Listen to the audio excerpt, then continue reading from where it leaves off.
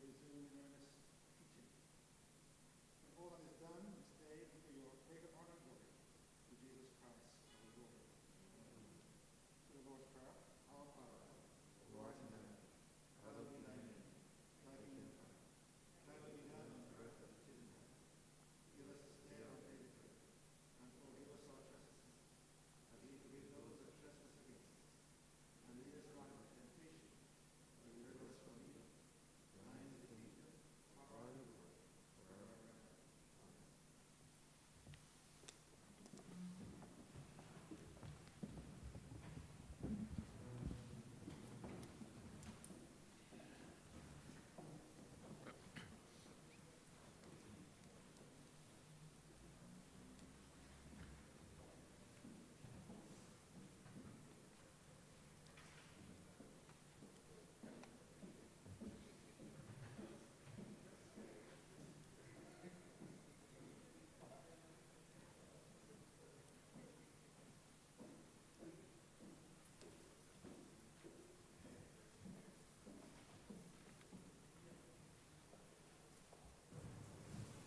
This House is in session.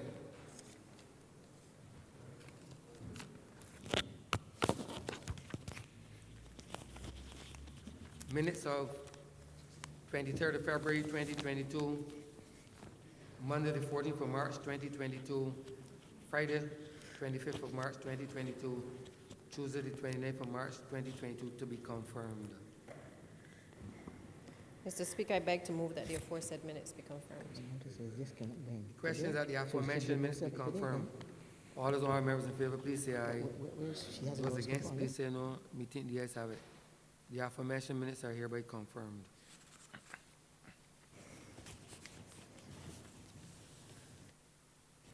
Messages from Her Excellency the President, petitions, papers, government notices, private members' notices, notices of questions, reports from select committees, first reading of bills, statements by ministers, congratulatory and obituary speeches,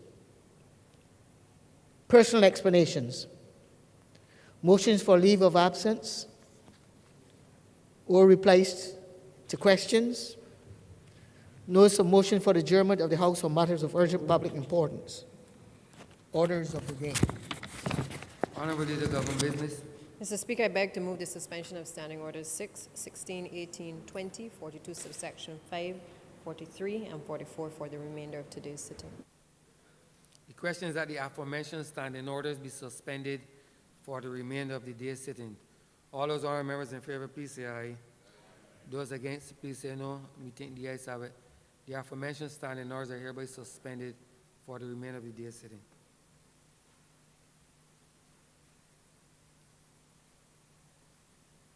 Government business is the order of the day. Name and order, Minister of Housing and Lands, to move the passing of a resolution to approve, in accordance with Section 5 of the Crown Lands Vesting and Disposal Act, Chapter 225, the vesting in a commercial special service vehicle in which the Government of Barbados will hold 25% of the shares, and the University of the West Indies at KFL will hold the remaining 75% of the parcel of land, the property of the state, formerly known as the St. Joseph Hospital, situate at Ashton Hall in the parish of St. Peter in this island, for the purpose of a joint venture between the government and the University of the West Indies. Honorable member for St. George South.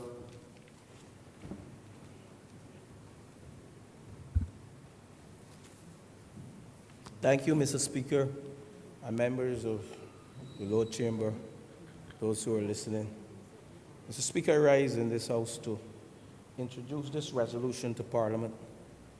Mr. Speaker, this resolution is in accordance with Section 5 of the Crown Land Vesting and Disposal Act, approving, firstly, this is a cognate debate, Mr. Speaker, where we will ask Parliament to rescind its permission granted back in the year 2012 to lease the former St. Joseph Hospital to a company called American World Clinics, Barbados Limited. We will speak to this firstly, Mr. Speaker, and secondly, the second one is to vest the St. Joseph Hospital, the lands at the hospital. Yes, Mr. Speaker. Thank you, Mr. Speaker. And the second part of the resolution is to vest the lands at the St. Joseph Hospital, some 21.485 acres, as articulated in the resolution, is 8.698 hectares in a joint venture, a commercial special purpose vehicle, or joint venture between the government of Barbados and the University of the West Indies at Cave Hill. And Mr. Speaker, I know members of the public are probably asking, what is this special purpose vehicle? And it is not a Skoda, it is not a Mercedes, it is a company. When you hear special purpose vehicle, it is a company specifically created to manage the risks of both of the entities. So when we create this entity as a special purpose vehicle, we tend to ring fence the other assets of the university and also government. So the special purpose vehicle will only treat to the financing of the St. Joseph Hospital, and I will speak to that later. But I want to begin this debate by focusing firstly on the St. Joseph Hospital and giving a little history of the St. Joseph Hospital and its lands. The lands of the St. Joseph Hospital was owned by the state, having been purchased back in 1988 from Mothers of Sorrows Convent of Milwaukee, Inc. And this occurred back in September 1988. And in 1989, Mr. Speaker, the St. Joseph Hospital Act, Cap 54B, established the St. Joseph Hospital Board to administer and manage the St. Joseph Hospital. We know, Mr. Speaker, it's nothing new, the challenges that were faced with that institution back in 1991 and subsequently its closure back in 1995. But the hospital, like I said, eventually closed in the year 1995 under a Barbados Labour Party administration. But why it was closed?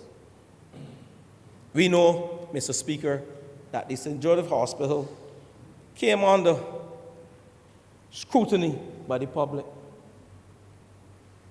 The people of this country simply asked the government of the day, which was a former administration, who we know mismanaged the affairs of this country in most areas. And I make no apology when I make that statement, in most areas. And the general public questioned how the St. Joseph Hospital was being run, how it was managed, what were the policy guidelines, and it came under scrutiny by the Public Accounts Committee. When we came to office in 1994, it was evident by the then Prime Minister that the St. Joseph Hospital, in its current operation then, was a drain on taxpayers in this country, and of course, on government funding. And it was closed down. So this site is situated at Ashton Hall, St. Peter, adjoins Our Lady of Sorrows Roman Catholic Church, and I said it contains 8.698 hectares of land, some 21.485 acres. The St. Joseph Hospital, prior to 1995, was at the time a political football, and I said a drain on government resources. And I repeat it, an inquiry of the public accounts was launched due to the nature of the operations at that time. But I go on to June 2011. We closed it in 2008. The then administration came to office again, and they sought to reopen it. And again, the same thing happened. In 2011, the cabinet then approved the text of a memorandum of understanding between the government of Barbados and a company called American World Clinics Barbados Limited. And I mentioned that in my preamble. Concerning the lease of the St. Joseph Hospital for the development and the operation of what they called then an international healthcare center to be run by American World Clinics Barbados Limited. And there were major terms set out in the lease agreement. And the lease was for a period of 25 years, because remember, none of this got off the ground. For a period of 25 years, with an option to renew for a further 25 years. And during that term, the rent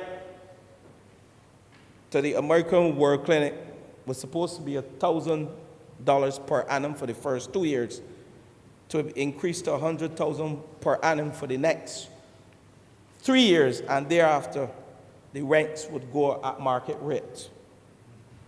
All the structures, the newly erected and renovated structures, would revert to the state after the lease agreement. But in April 2012, Mr. Speaker, parliamentary action was done on the resolution. The number here is resolution number 12/2012 to lease the property.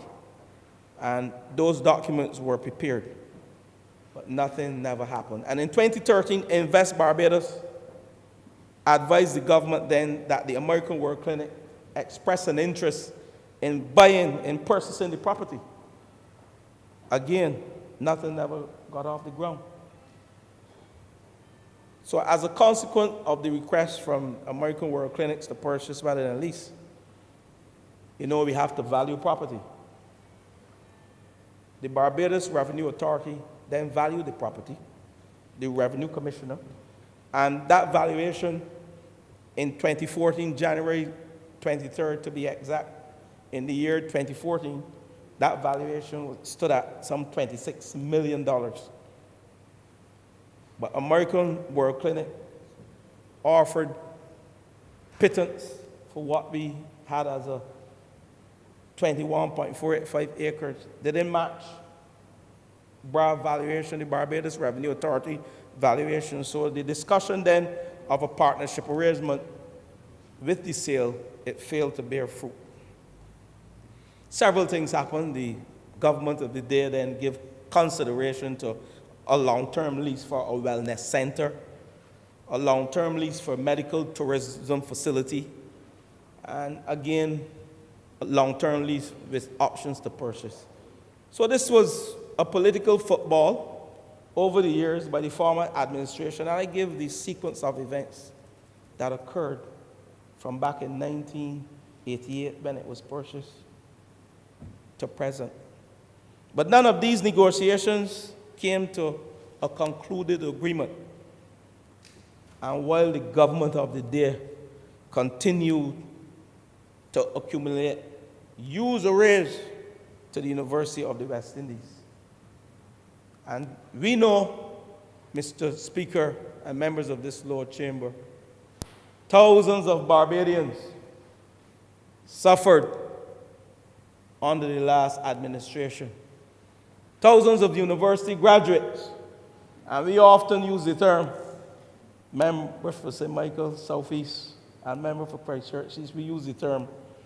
The last administration who sat here when we were over there kicked down the ladder that they climb upon to achieve some level of tertiary education in this country.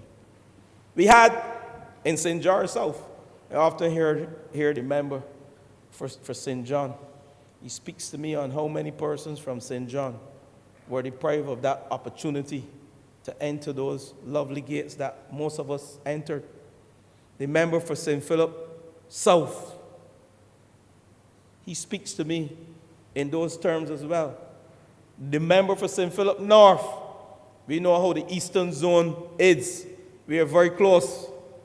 The member for St. Philip West, who has now taken on that mantle of leading the education development of our people in this country. She speaks to me about it as well. And all my colleagues, the member for the city, the member for St. Michael West, the member for St. Andrew, the member for St. George North, who deals with people daily in her day-to-day running of the affairs of the Barbados Workers Union. She had many calls and many sleepless nights addressing these challenges with our people. My good friend, the member for St. Michael's South as well, and St. James South. We all endured those dark days where our people were challenged by the policies, or the lack thereof, we can say, of good policies, by the last administration. And this resolution, particularly this resolution, brought back the memories of many persons, and we need not forget as we seek to build out and develop Barbados on all frontiers. We dare not forget as a people how Barbadians were deprived of opportunity, educational opportunity at a tertiary level to better themselves. I was the first university graduate in my family of three boys. I had the opportunity to attend University of the West Indies, St. Augustine campus, and also KFL campus. And I stand proud of the efforts by this administration. And we cannot say past administrations back then, because they forgot what was done in the 60s and in the 70s by both administrations, where our trust was to empower our people to make Barbados the best place to live, work, do business, and raise a family. And to do that, education was at the forefront of our development. But the last administration forgot about that. They were busy meddling in the affairs of many things other than what we call developmental and people focus. I know my good friend from St. Michael's South, he has, his slogan is people before politics, people above politics. And he could say it before too, because politics is about people. So thank you, member for Christchurch East. It's a lovely slogan, because in all we do in these chambers and in all we do on a daily basis, the focus is on enfranchising and empowering people. And that's why the Barbados Workers Union and the NUPW and all the unions, we respect them and we have embraced them into the Labour Party's vision and its mandate to build a better Barbados. In 2018, Mr. Speaker, when this administration came to office, when we assumed office, we recognized that the government had owed some over $220 million, I think, to be exact, to the University of the West Indies. And having done that restructuring, we treated the university the same way we treated every single lender, whereby they were all given a 37% haircut, every single one of them. But we recognize that if we were to carry out our mandate, our developmental mandate, as articulated in our manifesto, where we said that education was at the core of our development, and it was our commitment to and to reform Barbados' system of education and training, we recognize that we had to do something different with the University of the West Indies. And it could not be the same old funding every year to the tune of $100 million. The member for St. Michael Southeast can recall, and also St. Philip West. They're understanding numbers probably better than I do, because they were there and they're there. dealing with the day-to-day running of that very important ministry. But we recognize that 220 million that by the last administration, failure to pay tuition fees for working class people and all Barbadians. And then this financial year, 2022-2023, for example, we will provide some $99.2 million to the University of the West Indies. So the vesting of this land, this 21.485 acres, we said, let's give the university the opportunity to create a balance sheet profile.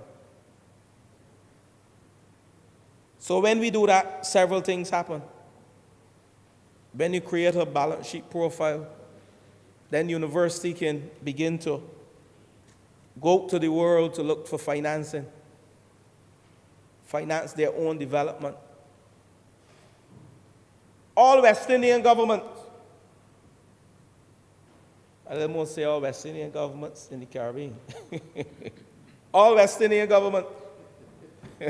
Member for St. Philip, South Last. I almost say that, right?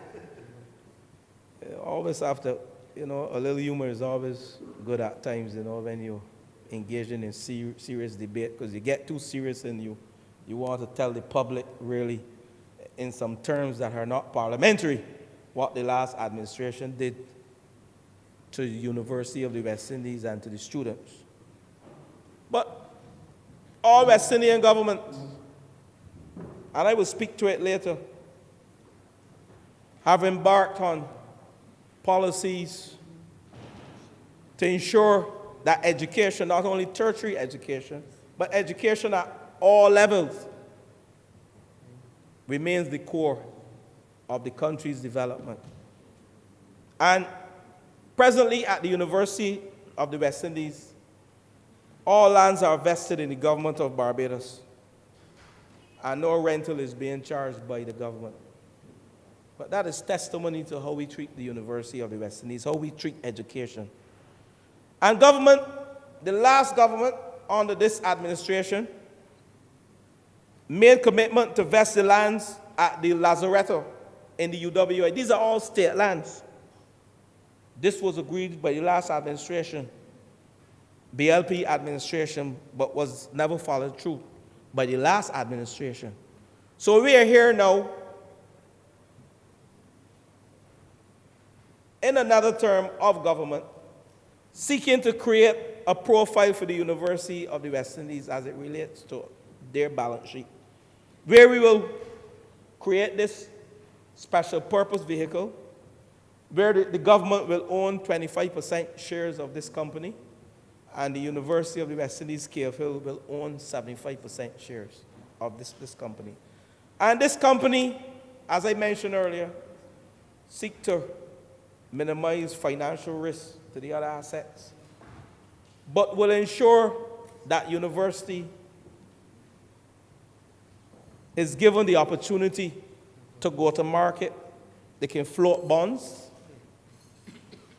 build their balance sheet, so someone will be willing to finance them, give them a level of independence as well,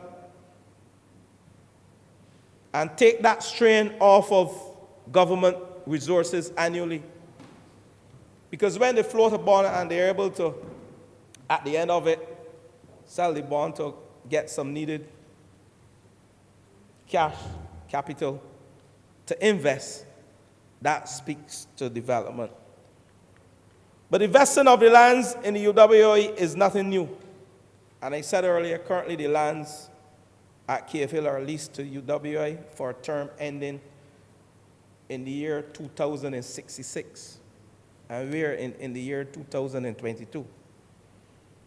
And I spoke about West Indian government across the Caribbean, and I can speak to 3 countries. Trinidad has allocated lands to UWA for a hospital. Grenada has also donated significant land resources to UWA, and Antigua and Barbuda are in the process of doing the same allocating significant lands to University of the West Indies. So this is a regional-wide approach to putting UWI on a self-sustaining financial model to secure the social and economic future of our regions for years to come. And I want to applaud Prime Minister for having the foresight to come up with this financial, if you want to call it a model, can't call it an instrument, but this financial model where we can seek to give university an independent profile rather than continuously relying on government's resources annually. We're not saying we will not give university, because the first thing we did when we came to office in 2018, government owed university $220 million. And we settled the debt, despite the 37% haircut across the board. But this land is not about settling debt with the University of the West Indies, because you can see the approach across the Caribbean.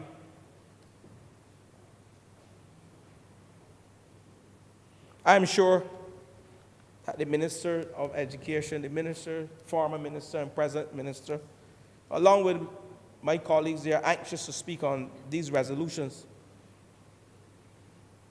But I want to say that it gladdens my heart to see the government and the university combining to widen the frontiers of teaching and research in Barbados in such a manner. I am not here to tell the university what to do with this land. But I know there were talks before on medical research back in 2020, but we cannot tell the university what to do with the land. But I know this land will be used for developmental purpose, according to the University of the West Indies. They have several options. And I can read from an extract in 2020, hospital, new facilities in UWI vision. They didn't only speak about health care, but they spoke about climate change. You're making a document, you also want to remember? We can make this a document of the House, Mr. Speaker. Yes, it is the new university vision. It was a newspaper article of March 14, 2020. Came out of Barbados today. And I laugh. But we spoke to, the document spoke. Is it authenticated? Is that authenticated, sir? Yes, it is, Mr. Speaker. Not coming from a newspaper. It's Well, an article. It's an article. It's an article. Not authentic at all. Thank you, Mr. Speaker. Therefore, if it's not authentic, then it cannot be made a document in the House. But I will still reference it, Mr. Speaker. Once that is fine with you, Mr. Just a Speaker. thought of it, you can't make it a document in the House because Thank you, Mr. there's Speaker. no authenticity to it. Noted, Mr. Speaker.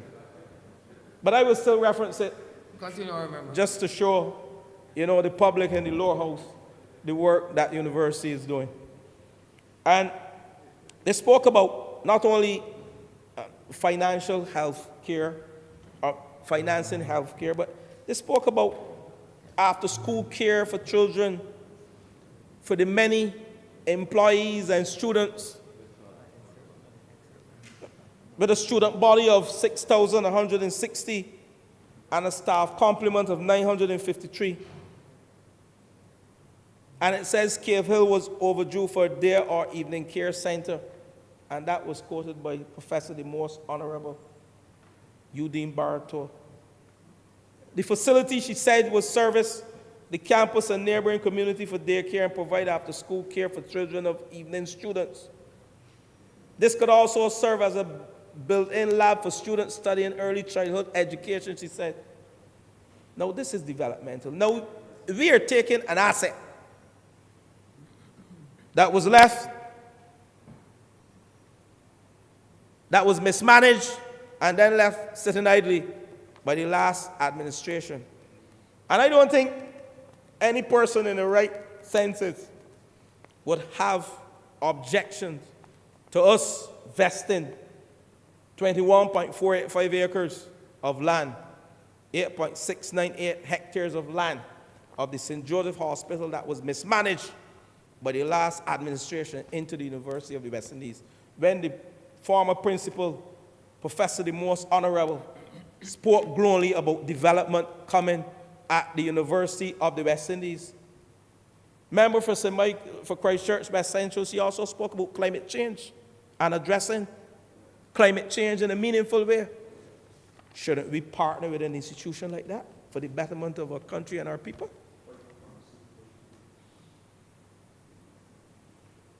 Mr. Speaker, the land to be vested, Mr. Speaker, was toured by both this government and University of the West Indies before any talks about a special purpose vehicle came about.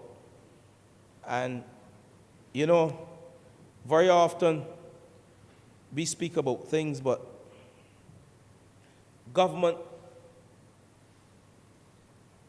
this government, we do not make pronouncements that will not come to fruition like the last administration. In speaking to the former principal and the present principal, they're happy that we're vesting this land in the University of the West Indies. And I want to say, Mr. Speaker, before I take my seat,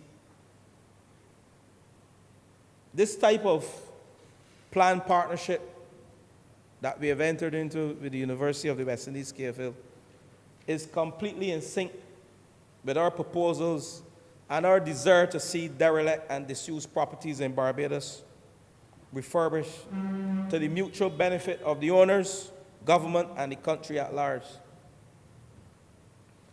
Mr. Speaker and members of this chamber and the public, it is counterproductive and disheartening to see so many assets going to waste in this country or sitting idly by. And I say so knowing full well that the government has been guilty, not this government, over the years of allowing many of its properties to remain idle for far too long. And we have started that journey of addressing derelict and vacant lots in this country. And we can speak to this St. Joseph Hospital as a derelict government property that we are putting to good use. And as you know, when we came to office, we recognized several government buildings that were in a state of, I would say, disrepair, that were not being used. And we have started a program to refurbish and rejuvenate a number of them, of state properties, beginning with those in and around Bridgetown. The member for the city would be very happy, such as the old Supreme Court and Town Hall that is being renovated right now. Then we went to Barbados Water Authority Gatehouse. Then we went to the Welfare Building on Country Road. And soon, the Old Town and Country Planning Building, Block C at Garrison, among others. We have come to this house, Mr. Speaker, and members of this chamber, many times before during the last 3+ years for permission to enter into long-term developmental leases of government properties with persons who have agreed to restore and maintain them at a rent affordable to them. Our policy, Mr. Speaker, is that in this country, of our tiny physical size, we cannot afford the luxury of lands remaining idle for long, lands and derelict properties. It is why we refer to joint hands. We prefer to join hands with interested partners and utilize our lands in ways, Mr. Speaker, that promote development across the landscape.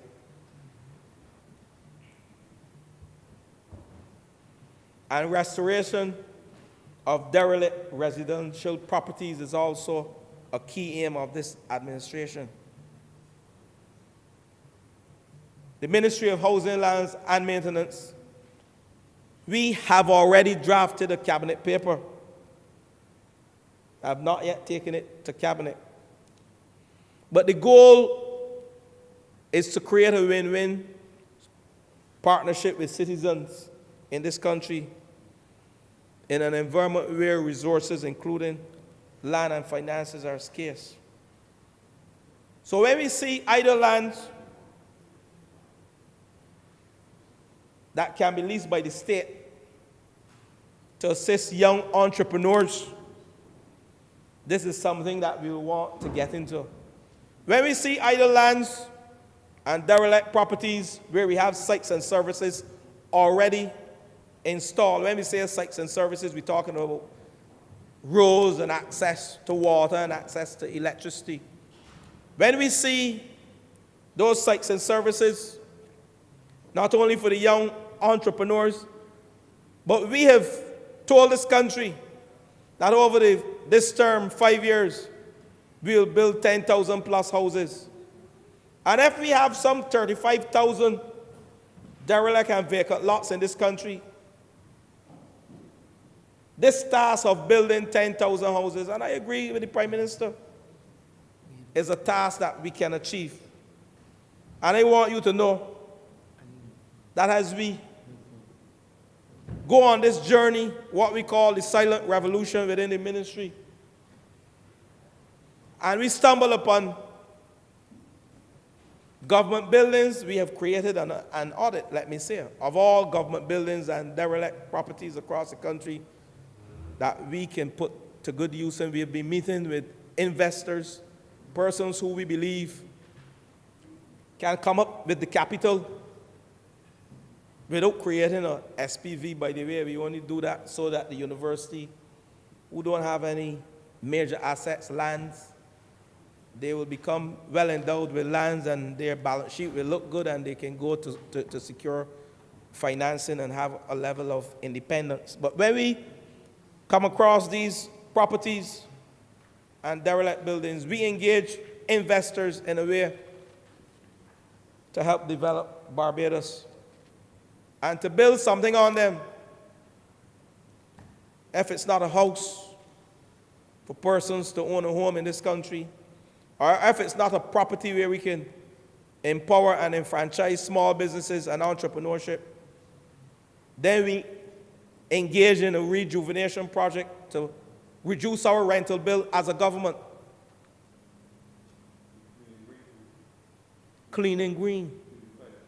Beautifying. Thank you, member for Christchurch West Central.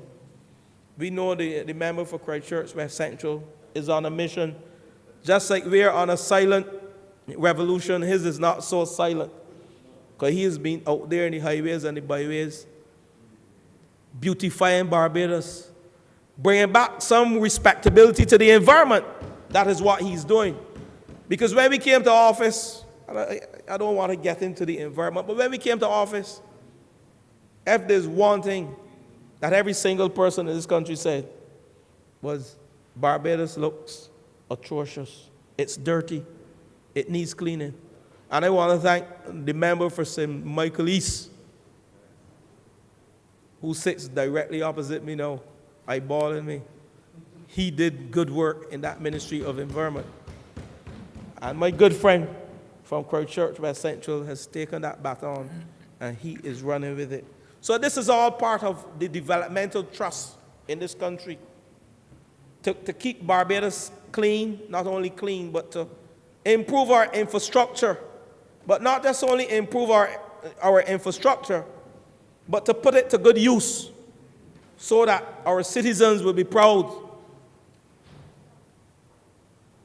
and take care of buildings we put in their hands and properties we put in their hands to be of good use for our citizens. As I close, Mr. Speaker, I wish to state categorically that I, as Minister of Housing, Lands and Maintenance, I support the vesting of the St. George's Hospital in the proposed commercial special vehicle for the redevelopment of the site by the government of Barbados and the University of the West Indies at Cave Hill. And I know that the University of the West Indies, they have always been on a developmental trust and pushing new frontiers, as I read earlier in an article from the then Professor, the Most Honourable Eugene Bartow.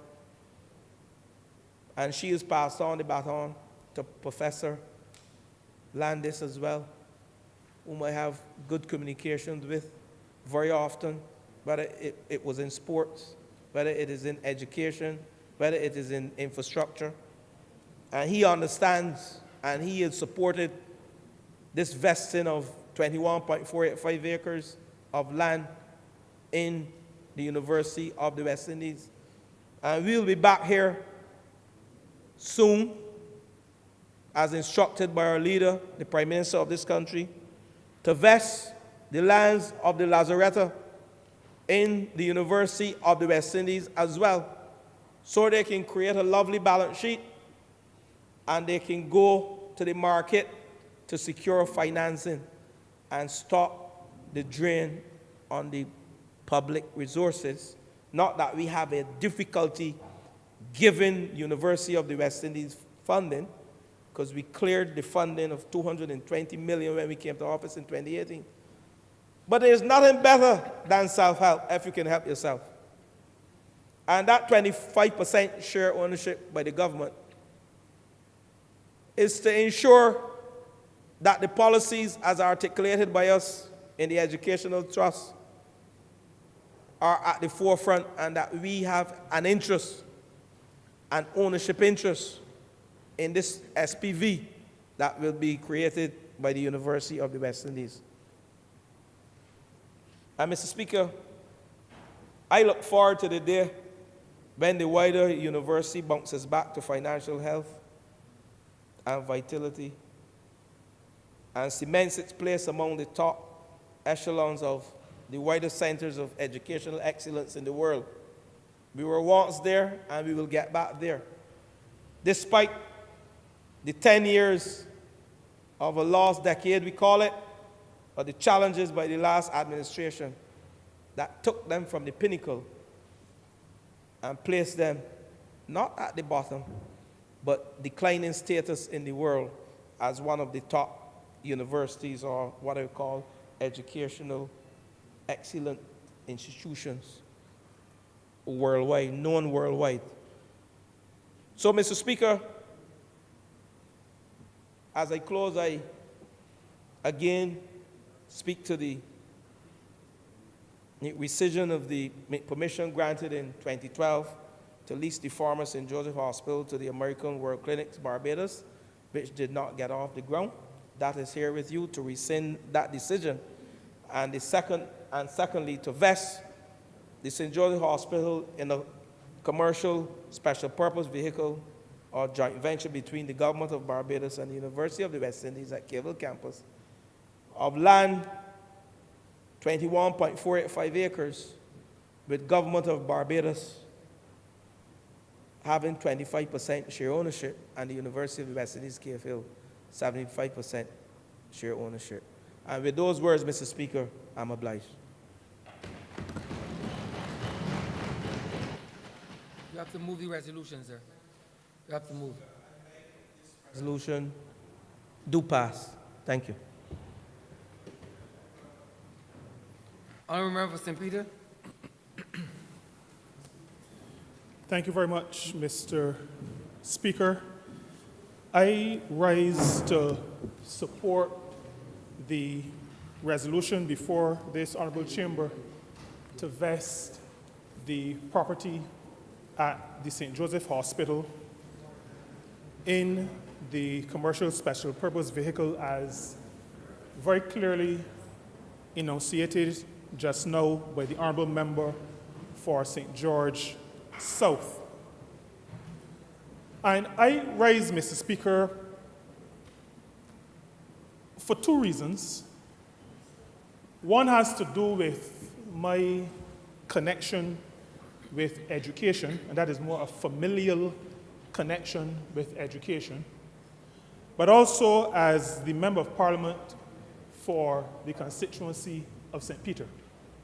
You see, Mr. Speaker, the St. Joseph Hospital evokes emotional response to quite a number of persons of the North. including persons from the constituency that I have the honor to represent. As recently as about a month ago, I was with the Honourable Member for Christchurch West and the Honourable Member for St. Michael's South. And we were celebrating the recommissioning of the jetty at Speightstown. The jetty that is now in full operation for the use of the people of Speightstown, as well as for those who will want to visit Speightstown. And I'm very clear about the order in which I speak. The jetty is for the benefit of the people of Speightstown, as well as for the benefit of those who will visit Speightstown.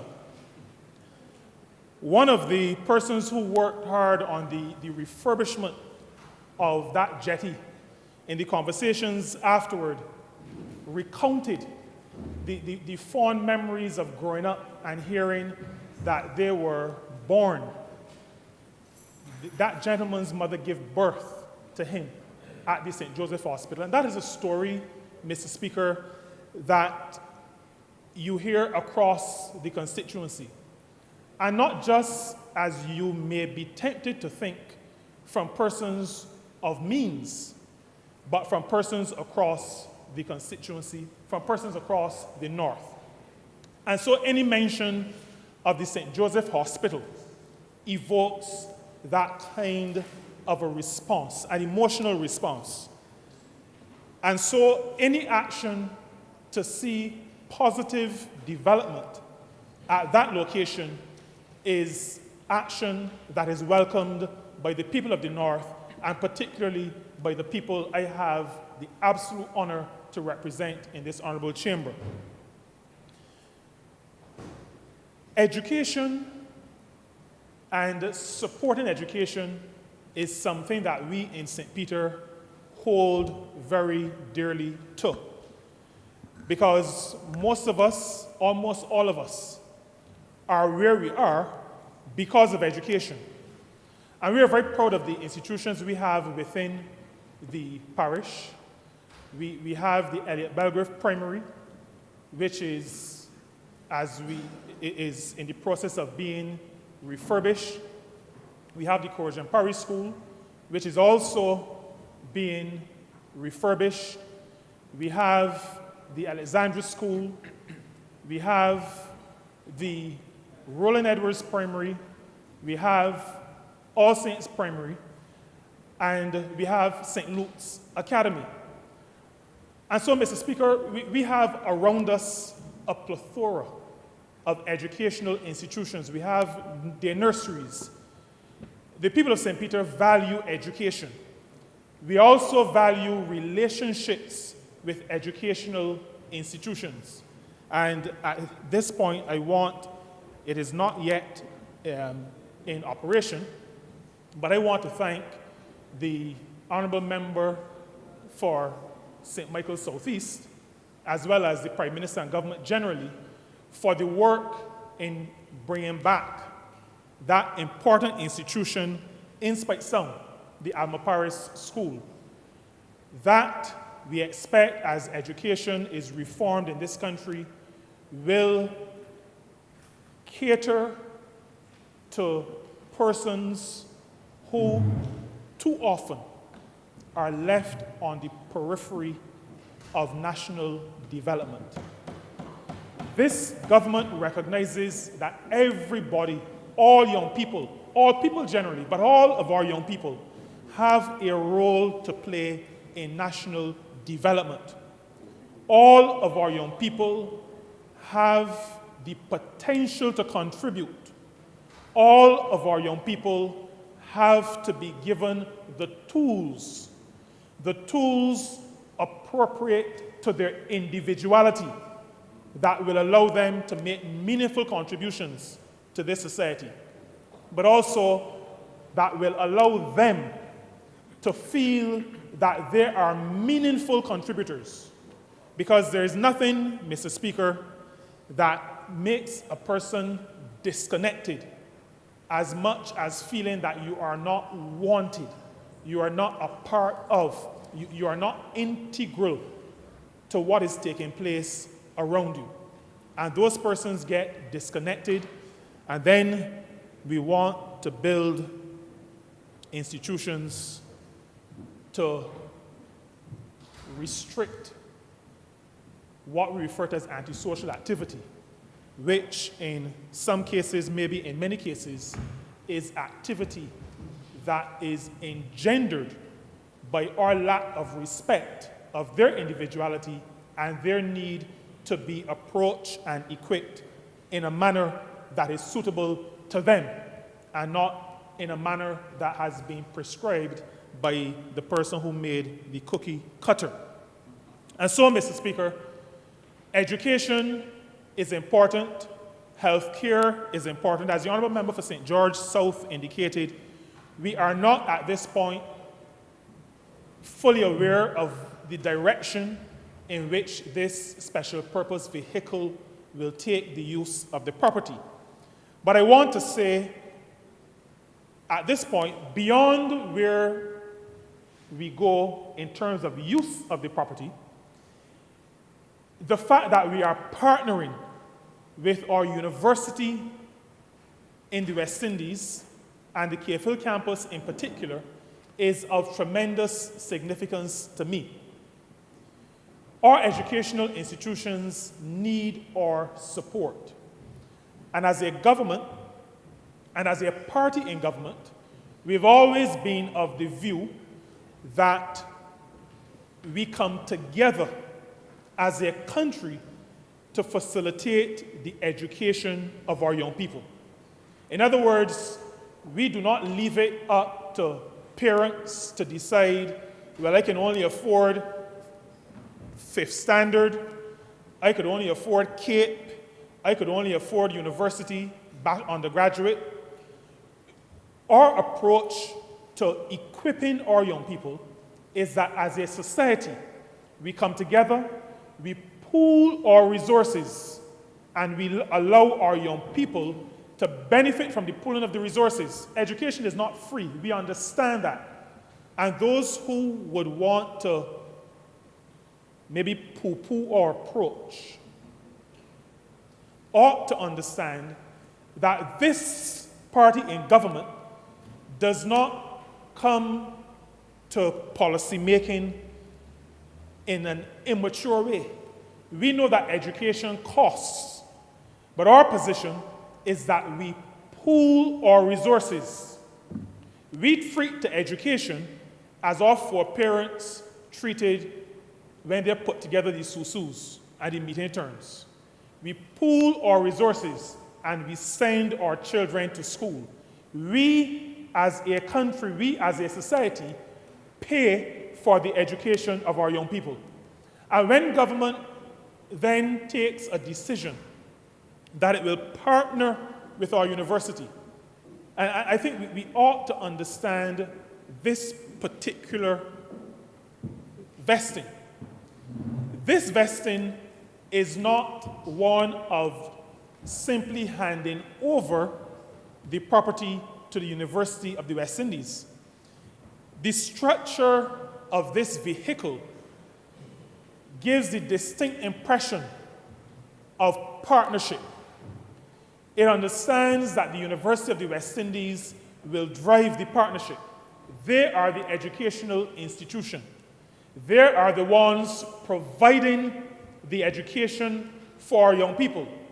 They are the ones who are visioning on how to earn revenue, how to strengthen balance sheets, as the balance sheet, as the Honourable Member for St. George South indicated, how to leverage assets so that the institution can be more effective in delivering on its mandate being to educate the young people of our region and to educate the young people of this country. So that this vehicle speaks to, exudes partnership, 75% with the University of the West Indies, 25% with government, so that through this resolution, through this commercial special purpose vehicle, we say not just to the university, We say not just to ourselves as a government, but we say to the public that the delivery of education in this country is a matter of team effort. It is a matter of all of us coming together, pooling our resources, and delivering on raising the level of competency and the ability, the skills level of all of our people. And Mr. Speaker, as the minister responsible for workers and workers' welfare in this country, I am happy for any and every legitimate opportunity to better equip the people of this country. Our people, we've said over many, many decades, are our resource. But we don't often act as though we are serious about the fact that our people have been and will continue to be our greatest resource. Just as the university will leverage its participation in this commercial special purpose vehicle, our country has been leveraging the ability, the skills, the aptitude, and the attitudes of our people for decades. That is how we are able to stand head and shoulders above countries, states that are much larger than ourselves, because we have understood what it is to leverage the ability, the education, the capacity of our people. This resolution speaks to the university leveraging, but it also speaks to the country continuing that process of equipping our people and then leveraging that improved human being so that as a country we are able to rise even higher as we pursue our developmental path. The reinvigoration, the refurbishment, whatever reinvestment takes place at the St. Joseph Hospital site, Mr. Speaker, will also be important to the people of St. Peter and the people of the North because it will bring additional activity to the area. Additional activity, additional persons moving around mean additional economic opportunities for persons who will be earning their living by economic activity in the North, in St. Peter, and in the nearby town, Speightstown. And I have to say, Mr. Speaker, that for whatever takes place at the St. Joseph Hospital site, Speightstown, we expect, will be that commercial hub which will act as the service point for that development.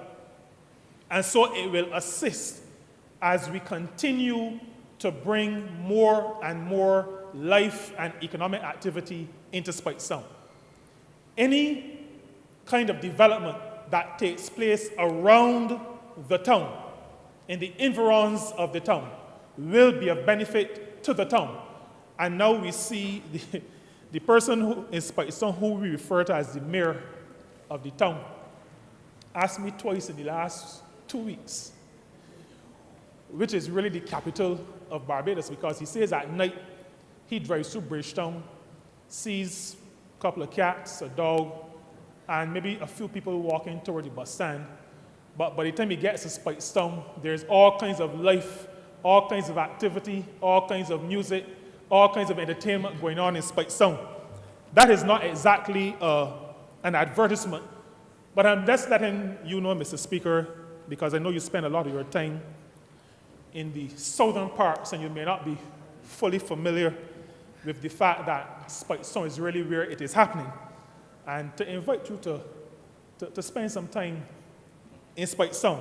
But we've been in preparation for the development that we expect to take place around Speightstown in the North generally, have been working assiduously to make sure that Speightstown is a location that will provide not just commercial services, but entertainment services that will provide the heritage assets that will allow any activity in the north of the country to have a meaningful anchor in that location. And so I mentioned earlier that we have just recommissioned the Speightstown jetty. We are also close to completing the drainage in the Speightstown area. We would remember that whenever rain fell too long or too hard, those of us in St. Peter would start to get a little bit nervous because it was almost considered inevitable that Speightstown would flood. And I'm happy that through the efforts of BTII and the Honourable Member for St. Michael's South Central, who led in that effort, that we are close to completing the drainage in the Speightstown area. Some work now is being done in the feeder, so just south of the Wim Gully, the water course that connects the Wim Gully to the salt pond is now being packed with boulders because we are continuing to prepare Speightstown for whatever development takes place at the St. Joseph Hospital site and whatever development takes place in the north generally. We've also, in addition to the physical infrastructure, we've done some tidying up at the bus terminal in terms of how the public service vehicles operate. They're now operating from the Speightstown bus terminal that was designed to accommodate them from the beginning, and they're now operating from there. The Honourable Member for St. Philip South has indicated to me that some work will be done to address the condition of the market at the traffic lights. So that is work that is to be done as well. Outside of hard infrastructure, we have started the process, Mr. Speaker, of twinning Speightstown with Cape Coast in Ghana and with Bristol in the United Kingdom. We already have a twinning arrangement with Charleston in South Carolina.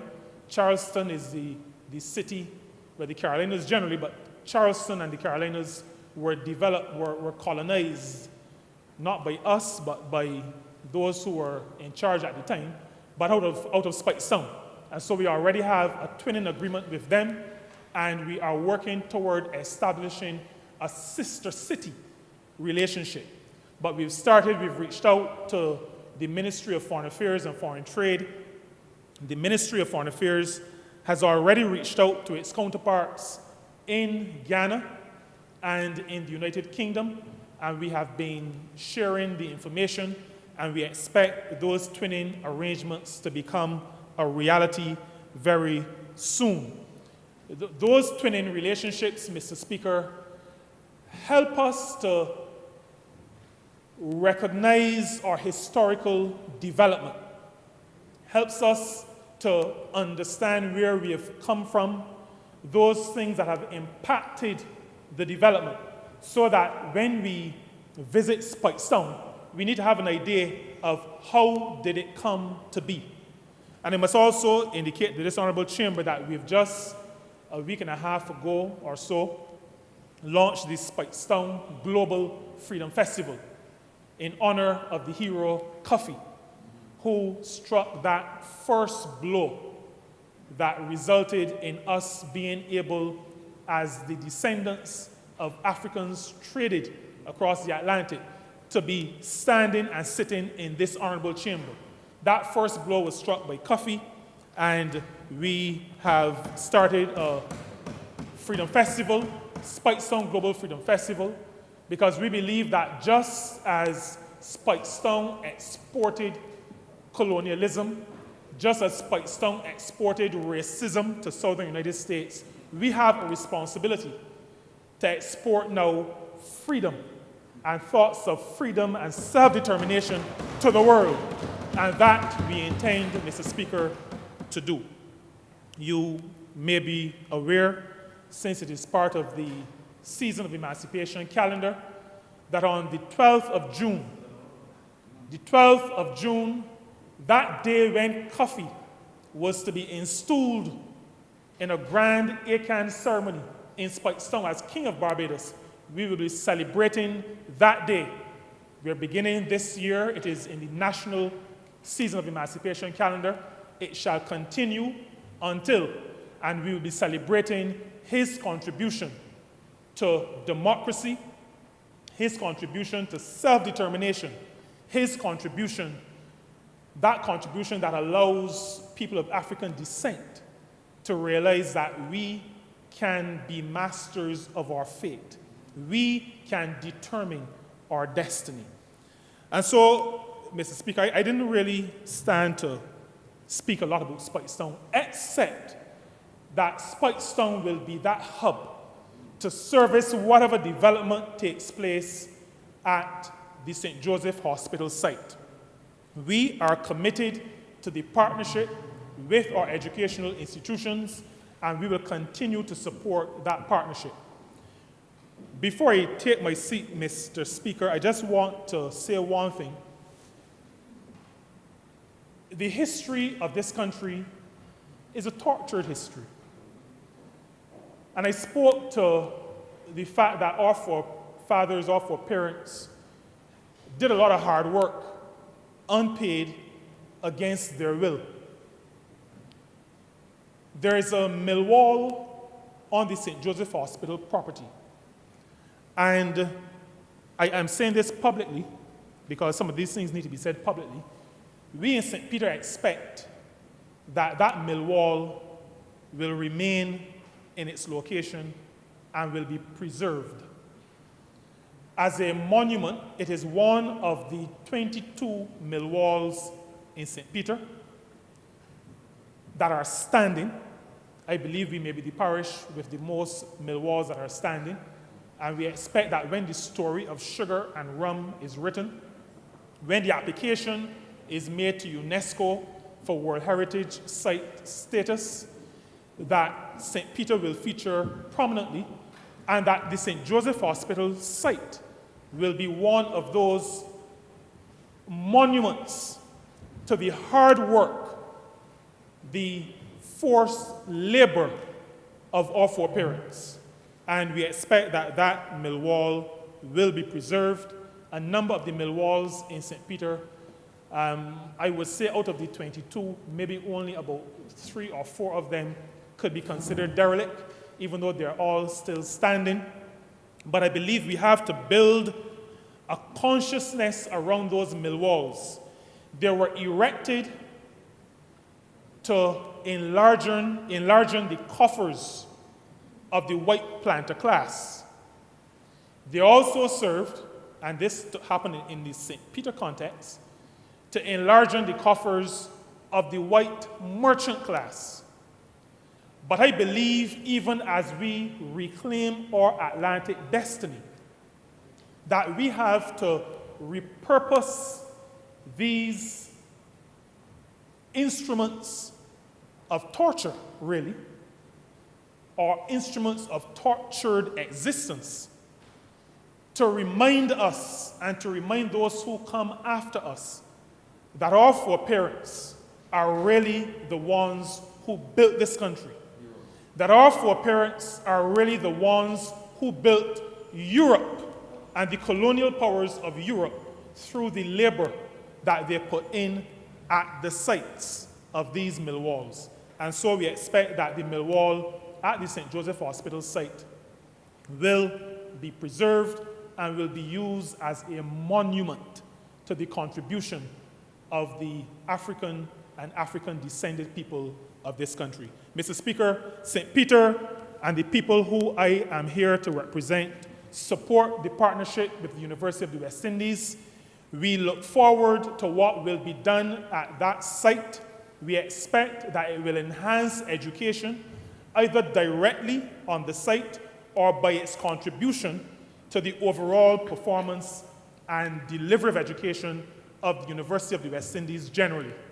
We support the partnership, and so, Mr. Speaker, I have no hesitation in supporting the resolution before this honorable chamber. I'm obliged to you. Honourable Member for St. James Central.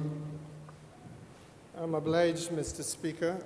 I want to begin by congratulating the Honourable Member for St. George South, who piloted this particular resolution and did so quite eruditely. I think, Mr. Speaker, sir, this debate provides us with an opportunity to reflect on a few fundamentals which are at their core developmental. And if we take our positions in this chamber seriously, we have to reflect, sir, not only on the misfortunes that befell this country as a result of the past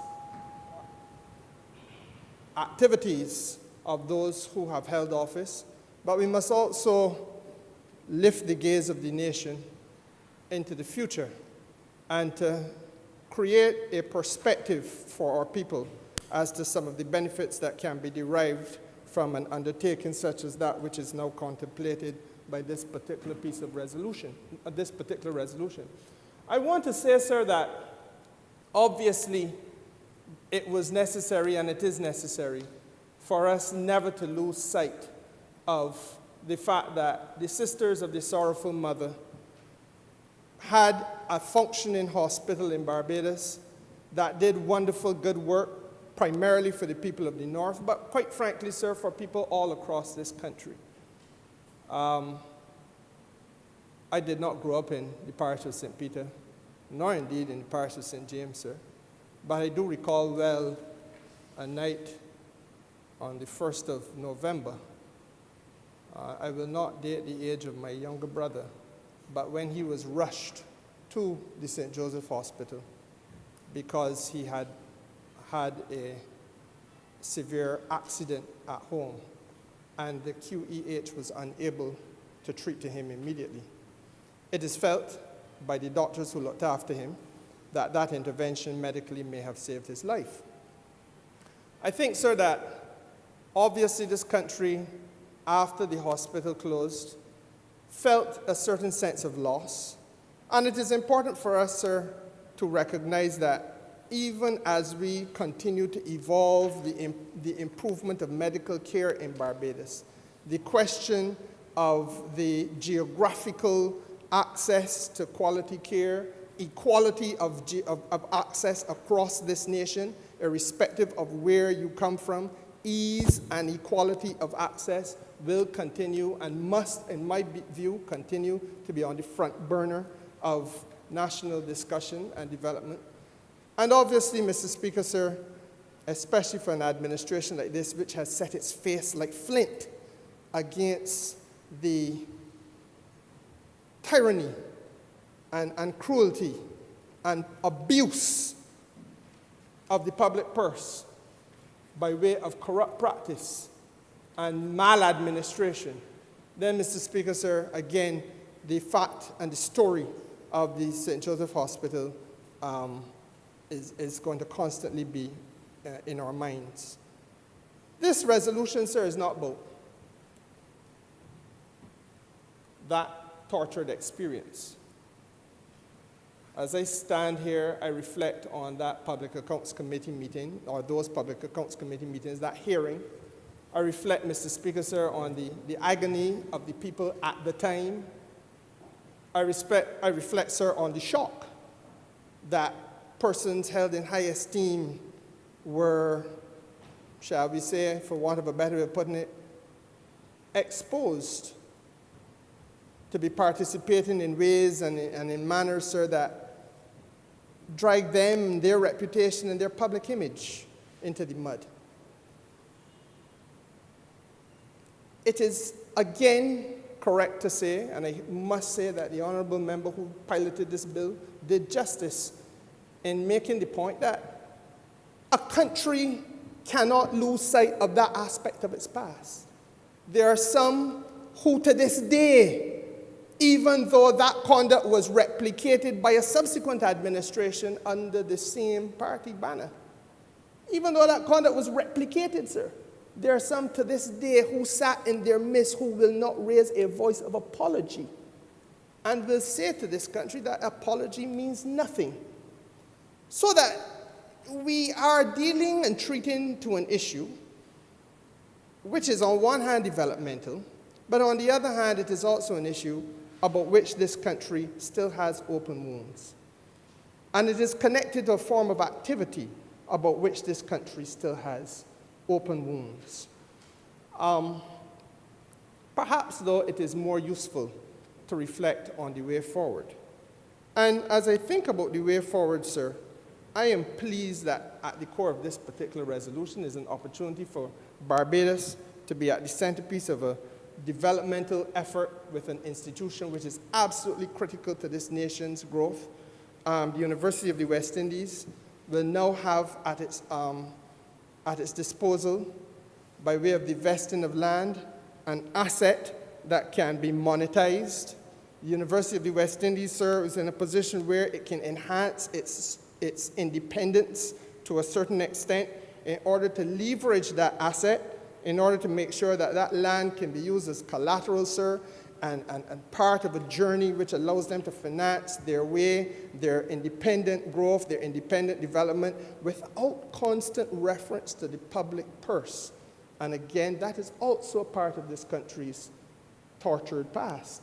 Because, sir, your constituents, much like mine, are anxious to know that there will be somewhere, some place found in the annual budget of the government, in the annual estimates of revenue and expenditure, more money for better roads, more money, Mr. Speaker, sir, for care of the elderly, more money, Mr. Speaker, sir, for us to look after our little children better.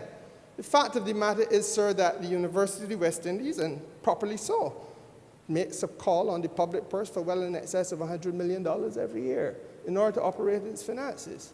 And properly so. And this administration, again, properly so, stood in the breach when others were prepared to turn away from the university.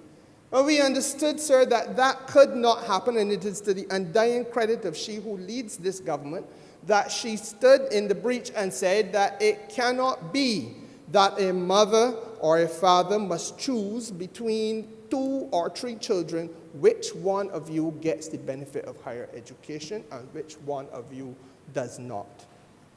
And that, sir, is part of the journey that we have had to take in order to right-size the ship and correct some of the things that went horribly wrong in the past.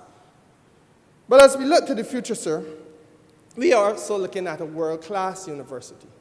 A world-class university, sir, that brings to this country an element of cultural diversity. That is important. It is a university, sir, that goes beyond just the cultural diversity, sir, but it forces us to come on a daily basis, face to face with a reality. And let me speak openly here now that I, too, have a constituency interest. Because while this particular resolution speaks to St. Peter, sir, the lands at the Lazaretto fall well within the constituency of St. James Central. And I am indebted, and I will say so here on the floor of this House, to Professor Sir Hilary Beckles. Because, sir, when the Hussein Bolt complex was being created, the issue in the Lazaretto, the issue, sir, in Prospect, was that the people, the working class, humble folk down there, grew up generation after generation after blessed generation, looking across at an idle piece of land on which there were 3 antennas that were reserved for the Caribbean Broadcasting Corporation. And it was as though there was nothing on this earth that was more important than the antennas, and that the recreational opportunity for a community of people, sir, who, and I have no doubt those who planned the development of the west coast of Barbados may have at some stage meant well, but they were woefully short-sighted. And so therefore, sir, there was no provision made. You got houses, but no provision made for recreation. There are houses, but what of the young people who should be playing a sport coming out of the community, sir? And that is true not only for Prospect. If you begin a journey on foot, as I have had to do by way of canvassing, And you start in Prospect, sir, and you walk all the way down to Old Town. Mr. Speaker, sir, you will not pass more than one playing field, and that playing field located down in Old Town. Good Shepherd School has a little field, sir, but you've got to go to your way to get there if you're walking along the main road. And those two little dots service, those two little areas, sir, have historically been expected to serve the interests of over 10,000 people. This is a form of madness. And then we ask ourselves why it is that in that same catchment area, some of our youngest people in Barbados have fallen like cracks, sir, fallen through the cracks, sir, in the floorboards. Some of our youngest people, sir, have been wrapped up in narcotics, not wrapped up in areas of crime and criminal activity, sir. What is the outlet? What is the benefit that goes towards lifting these young people up socially? But the planners did not have that in mind. So along comes the University of the West Indies, and I say, sir, I am indebted to Professor Sir Hilary Beckles, who in one conversation, I went as a member of Parliament, and I said, Professor, this development here that you are proposing, this development, the Hussein Bolt complex, in my judgment, should be a complex which is not just to serve the narrow purposes of the university, but I want to urge you and invite you to be part of a thinking that allows us to open the doors to the public for some element of participation, some element of access. I do not expect that all and sundry will be able to walk through and have everything to do with the university, because ultimately that is not what the university is about. But you know, he understood very easily the point that is being made, because, Mr. Speaker, sir, we are talking about symbiotic benefit. The government, as I said, on one hand, invests over $100 million towards, sir, the financing of the operations of the university every year. But the university, in turn, must be part of the community. And that is true not only in Barbados, but it's true as a concept of how a university should and I think must function. It must be part of that society in which it is located. And I say this, sir, in all seriousness. Students come here, or students from here, will sojourn for a period of time at the university. But every single one of those students, sir, come with a lifestyle interest. Every single one of us who have been a student had a lifestyle interest. Some of those interests may have been in sports. Some of those interests may have been in music. Some of those interests may be cultural and creative activity, entertainment, sir. But every single one who has been able to, or who is able to fall within the university setting, whether local or whether foreign coming to live here for a period of time, has an interest. And to the extent that that interest can be meshed by the services, can be matched and married to the services that are created in a community where the university exists, then it is for the betterment financially. It is the betterment, the economic upliftment of that community. It is for the improvement, sir, of the opportunities for us to have a cultural diversity in that community. It is also, Mr. Speaker, sir, if we've got to take it out of the realm of theory and bring it straight into the pockets of people, sir, an opportunity, sir, for those people who have a little bar to get some money. It is an opportunity for those people who may be hairdressers to get a little money, engaged in cosmetology, nail technician, etc., to get a little money, Mr. Speaker, sir. It is a blessing for those who are involved in the transportation sector, the ground transportation sector, so that they too have an access to a window of opportunity financially that, but for the university in the community, they would not have, and certainly would not have in equal measure. And that is why I believe that is vitally important for us to do what we are doing by way of opening now another window for activity in the north of the island, which is associated with the educational effort, but at the same time will redound to the benefit of the people of the north by way of the economic opportunity that must flow logically from the effort. I also feel, Mr. Speaker, sir, that as we talk about symbiotic benefit, that, you know, it is understood that the university is really a public good. I use the example of the lands at the Lazaretto. I think that if we look at the elderly population that we have been able to see take a stroll across the Usain Bolt complex to get a little exercise on a morning in circumstances of safety, that's a good thing. I invite anybody to tell me that that is not desirable. But above and beyond the narrow parochial interest that I must have as an MP, I want to say to this country at this time, sir, that when the National Stadium could not function and has not been able to function, largely again because of short-sightedness and in some cases mismanagement of a previous administration, Mr. Speaker, sir, this administration cannot do everything on planet Earth in the space of 4 or 5 short years. We didn't even get to 5 years yet. In the space of 4 years, sir. But the reality, in total, we have not gotten there yet. But, Mr. Speaker, sir, the young people of Barbados were able to use and have access to a stadium as a result of the role that the university is playing in the context of providing symbiotic relationships in this country that our young people can benefit. We must build out this capacity, and we must make this type of investment and show this type of support to the University of the West Indies, Mr. Speaker, sir, because it has been there on our side in times of great national turmoil and difficulty.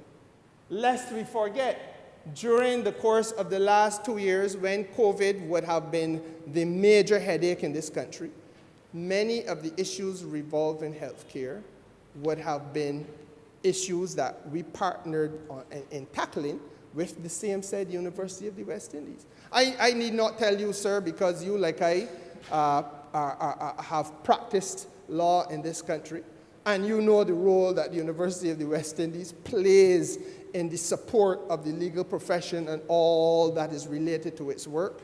And, Mr. Speaker, sir, it is true of wider social policy. It is true of the agricultural sector.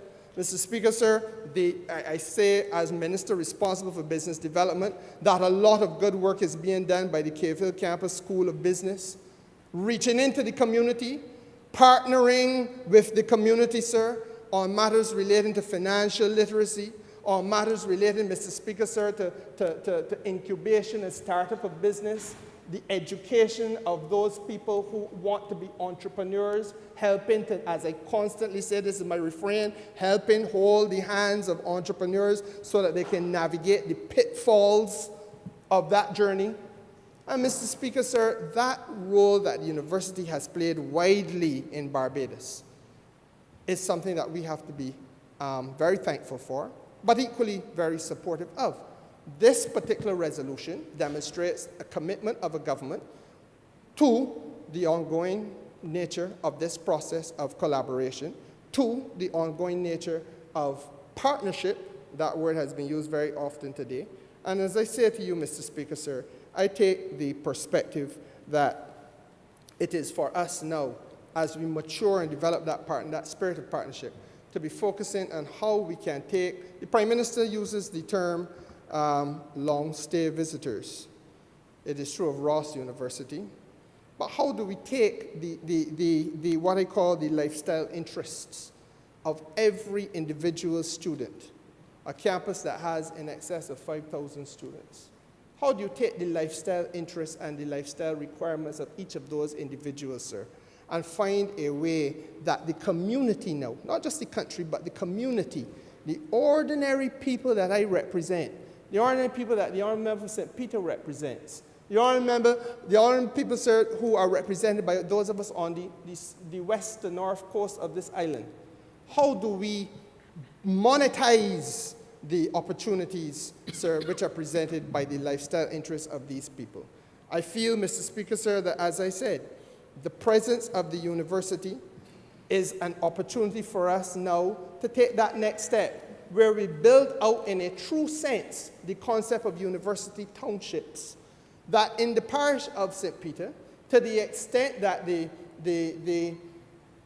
land used, vested, what was formerly the St. Joseph Hospital, vested in the University of the West Indies, is to give the university a degree of independence and allow it to leverage that land for its own development. Equally, sir, we must now also see it as an opportunity to leverage the financial opportunities of the people of the North. That the people of the North know, because they are at the foot of that university camp or that campus, that sphere of activity that was no longer there, but will come. That now, Mr. Speaker, sir, must be an opportunity for our people to have the benefit of, as I said, the range of services that can be provided. Whatever it is, because there's still a lack of specificity as to the full range of activities that will take place on that site. But whatever it is, Mr. Speaker, sir, whatever they are, our people must be plugged in. Equally, I feel that the next step at places like the Lazaretto and at Cave Hill, sir, is to now seriously take bring the logical conclusion to this journey of development by making sure, sir, that the benefits to be derived and that are being derived, housing, landlords in the constituency of St. James South have made a tidy living as a result of being so close to the University of the West Indies. It has been a boon to them. It has been a benefit to them in hard times, and it has been of assistance to them in good times. It has helped people who were of comparatively humble origins to take another step up the ladder. I know of people, sir, who have moved out of their houses in some parts of St. James and gone elsewhere so that the whole house can be dedicated to the service of providing housing accommodation for students. That is the kind of economic opportunity that I'm talking to, sir. I made reference of the ground transportation. The university there in the parish of the Honourable Member, in the constituency of the Honourable Member for St. Michael East, Ross University.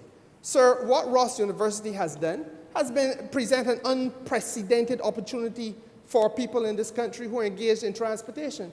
There is a co-op providing transport to those young people from Coverley, where they are living in large majority, if not all, to the university and back every single day. At one point, it was every 15 minutes.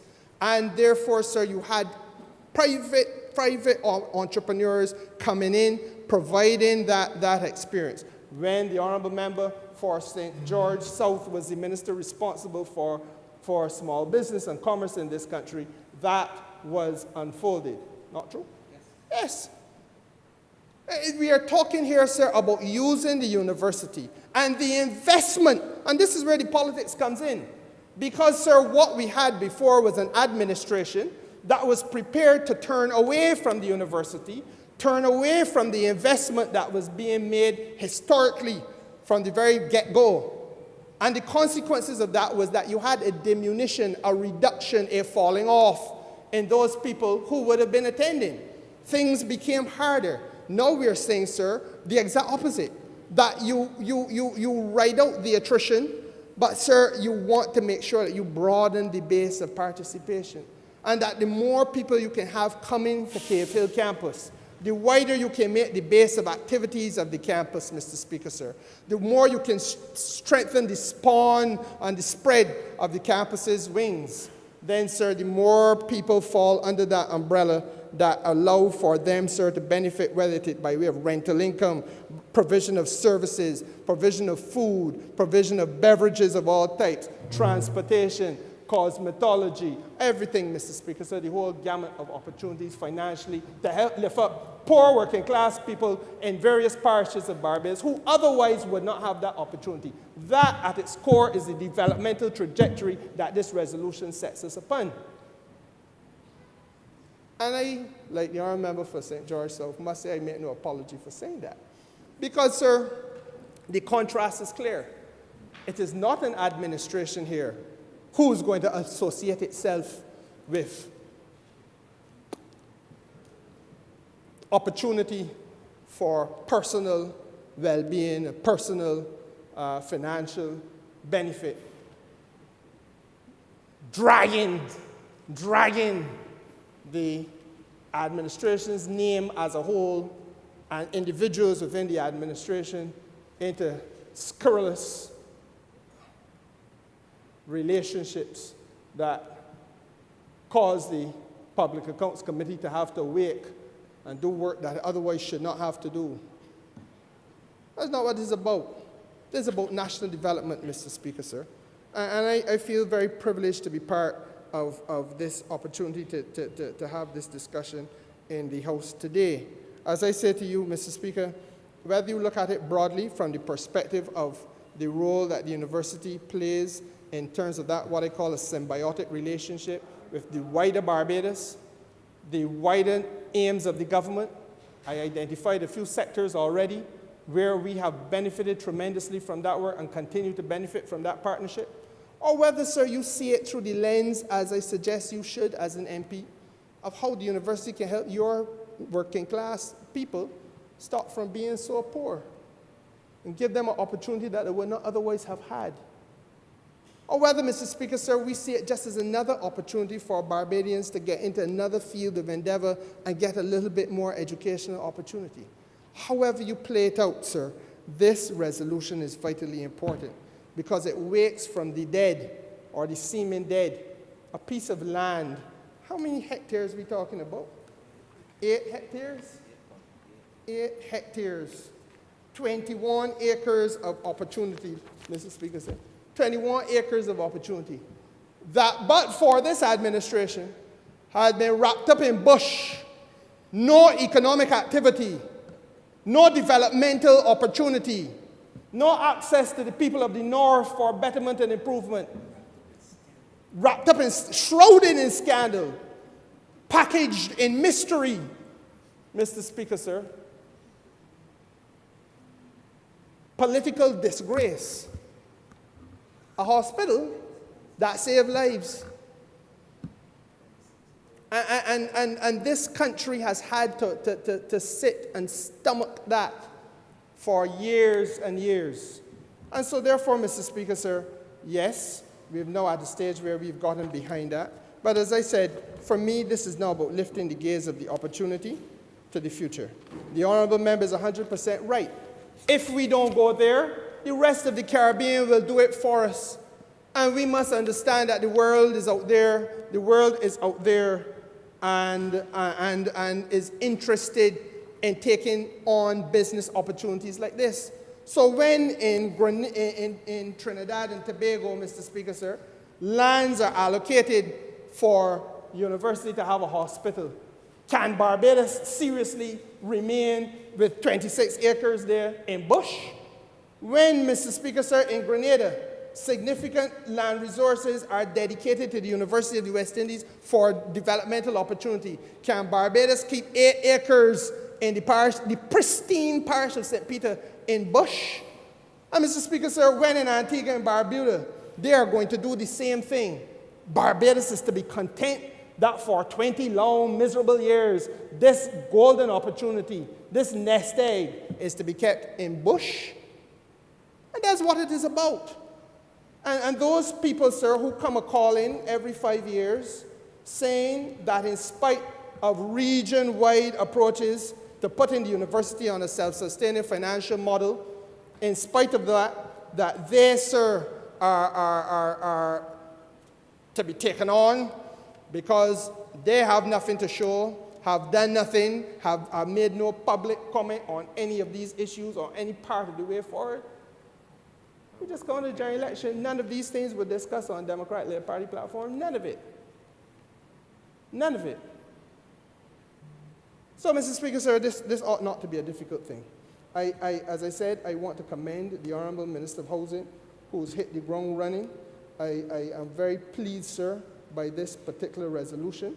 I want to support the idea of a special purpose vehicle set up by the Solicitor General and the arrangements, sir, which are before the House, that government of Barbados will hold 25% of the shares and the university will hold 75%. We are not, sir, looking at a charitable organization, but an operation designed to operate as a company, an entity which can drive a profit, leverage its assets, and in so doing, create more economic opportunity, financial opportunity, and business and commercial opportunity for the well-being of the people of this country. I am obliged, sir. Honourable Member for St. Michael South Central. Thank you, Mr. Speaker. I will be brief in my remarks on this resolution. I find that the purpose, the intent, the objectives of the resolution, the vesting of these lands in a special purpose vehicle of which the government of Barbados would have 25% ownership and the University of the West Indies 75%. I find the objectives noble. I find that there can hardly be any dispute that this is an honorable endeavor. I must confess that the specifics of the endeavor, or even the broad framework of the endeavor, I do think we would have benefited from hearing a bit more about. That is not to suggest that I do not trust implicitly the goals and the community spiritedness and the drive for growth of the University of the West Indies. I absolutely do. And I think that our University of the West Indies in this country and in this region has been one of the institutions and continues to be one of the institutions that show the unique Caribbean quality and spirit of innovation and of integration with its community. And I see that the university is always striving to integrate more with the community to be able to bring solutions and bring ideas, and for that we are grateful. So I think this partnership is an important one. I think the potential in this activity is there. I hope to hear more and to see more about what is contemplated under the special purpose vehicle, especially since the government will retain a stake, and to the extent that you are a shareholder in a venture, you take on the assets along with the liabilities. And so I think we have to make sure that we bring some transparency to whatever that endeavor will be. The honourable member who led this resolution made reference to the issue of investment, the issue of leveraging the particular skills and knowledge of the entity that will be responsible for the management of this property. But I want to go beyond that, sir, to say that what is being contemplated here by vesting this property in a special purpose vehicle, by seeking to manage it as a key asset of the government of Barbados, needs to be done with every single asset of this country. Because what happens in cases like this, the people of Barbados are asked to agree to a resolution or to a vesting or to some activity that is being applied to some asset of theirs, because it is their asset as taxpayers. It is all of us as taxpayers. We are responsible for these assets. They're ours as they belong to the state. And so from time to time, we come to this honorable place and we ask, through you, sir, for agreement on matters such as this. We, the country, must believe and trust that whatever is contemplated for this particular property is the best possible use of that asset or of that resource. Sir, for some time we have talked about the issue of a sovereign wealth fund for the country. And for some time we have talked about, and the honourable member for St. George South made reference to having a register of the assets under his ministry, which I think is useful. But what the country needs to be able to do is to be able to see very clearly and to show very clearly to the citizens what are the country's assets. In our public financial management system, we tend to have, across the world, not just in Barbados, a cash-based system. The only things that we are concerned with are liquidity, revenue and expenditure. We are watching what we're spending and what we're making. We have no idea, I dare say, what our assets are. What are the real estate assets that we have? What is our stake in utilities and any utility companies, such as the Barbados Water Authority? What is that valued at? What are our transportation assets? The transportation systems, the transportation infrastructure, the fleets of vehicles. What are they worth? What are they worth not just in terms of the dollar value, but why is asset management important? What are they worth in terms of their potential to generate revenue for the country? What are they worth in terms of their potential to generate other kinds of value for the citizens of the country? I do not want to be cross about it, sir, but I do not think that in 2022, we should be coming to this place, pulling out of a bag a piece of property and asking the people of Barbados, let us vest this in a particular entity. Not that there's anything wrong with what we are asking that to be done here today, but we need to do the work of being able to picture and make visible all of our assets. And I'll tell you why. We have a lot of conversation about the issue of debt and the sustainability of that debt. And every time we take on a loan, and I would know well, sir, because in my last dispensation, I was leading that charge and had to shoulder a lot of the conversation and narrative around this issue of debt accumulation. And so everybody's concerned about debt accumulation. International financial institutions also look at your debt accumulation as a liability. But who is looking at the fact that as you're accumulating that debt, presumably you are also accumulating assets from that debt? I'll say what I mean. When we take on a loan to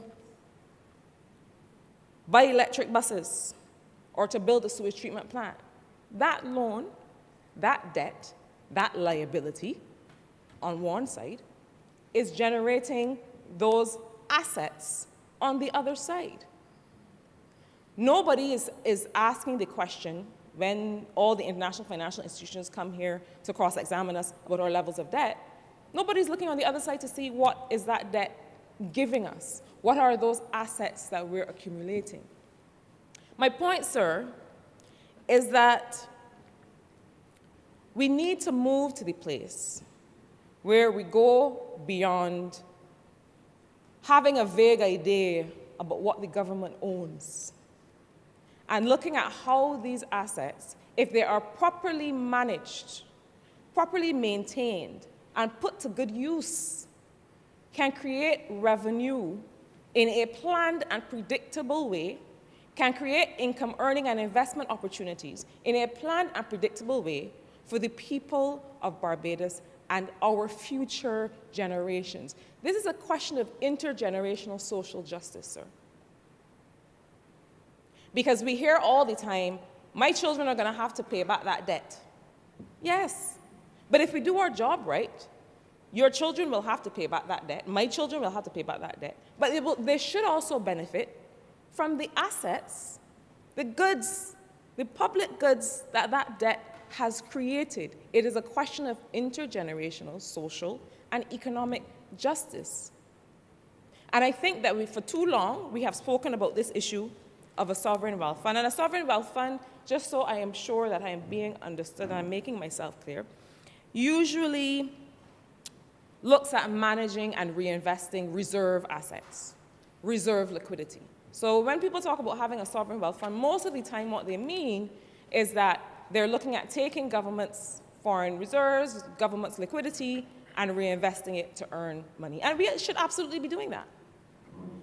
We should not find ourselves on this 26th day of April 2022 without that entity. And I really, sincerely trust and hope that if it's not yet established, that it is coming to these good people of the Cabinet of Barbados very soon. I'm sure it'll find its way here for us to discuss, Mr. Speaker, sir. But apart from a sovereign wealth fund that tends to look mostly at liquidity, what we also need within that or attached to that is a public wealth fund. And we've seen in places like Singapore and other countries, and New Zealand and others, that being able to bring together all of your assets and have them managed just as we would manage any other kinds of equity or other investments, have them managed, quite frankly, sir, by people who know what they are doing. We have found that this is a way to be able to make sure you're in a better position to recover from economic shocks. You have something, sir, backing your liabilities. You bring these assets on your balance sheet, and you say to the international community, this is the true picture of what Barbados owns. This is the true income earning potential of this country. You can take some of those assets and have the finances generated therefrom, fund a particular social good, fund a particular part of your education reform, fund a particular part of your social protection reform. We are under managing our assets. We have only a vague idea of what it is worth, and worse than that, not only do we not have a good idea of the revenue earning potential, so forecasting what you can earn and what citizens can benefit from, we also don't have the best idea of what the actual value is today. Because a lot of these valuations are based on these historical notions of what these things were used for. Well, it was used as a public good, so we're not going to assign any particular value to it. We are undervaluing ourselves, and we are missing so much potential and capacity to make the things that we own work for us. In many cases, when you have a true picture of the assets that you own, you may make a different borrowing decision. That picture of your assets will actually affect your interest rate, because when you go to the market with a stronger balance sheet, you get a better interest rate, you have better negotiating power in the market. But I want to say something else quickly before I take my seat, sir. And it is that this issue of creating a clear valuation, a clear inventory of what we have that is of value, doesn't just apply to real estate and transport board fleet or other physical assets. I'm involved in some work now, sir, that looks at valuing, and I know the former Minister of Maritime Affairs, the member for St. Michael South, was also very keen on this when he led that ministry. Valuing natural capital assets. What is the value of the coral reef? What is the value of the ocean? What is the value of the mangroves? These are real conversations that people are having today because they paint the picture of how we will be able to adapt to climate change. What is our negotiating power in that climate market that we can go to countries who are polluters and say, listen, this is the value of what we have that you are destroying, and you need to be held to account for that. Beyond that, I think it is also a matter of public trust. I think that one of the attributes of public wealth and asset funds is that they promote transparency. People know what we have. People know how we propose to use it to generate wealth and income and prosperity and value in their names and how they can be a part of that. But they also build in so doing, the public trust. So that those responsible must come to the public to report on the maintenance of those assets and the performance of those assets. If we had such a system in place, sir, the member for St. James Central made reference in his intervention to the Public Accounts Committee.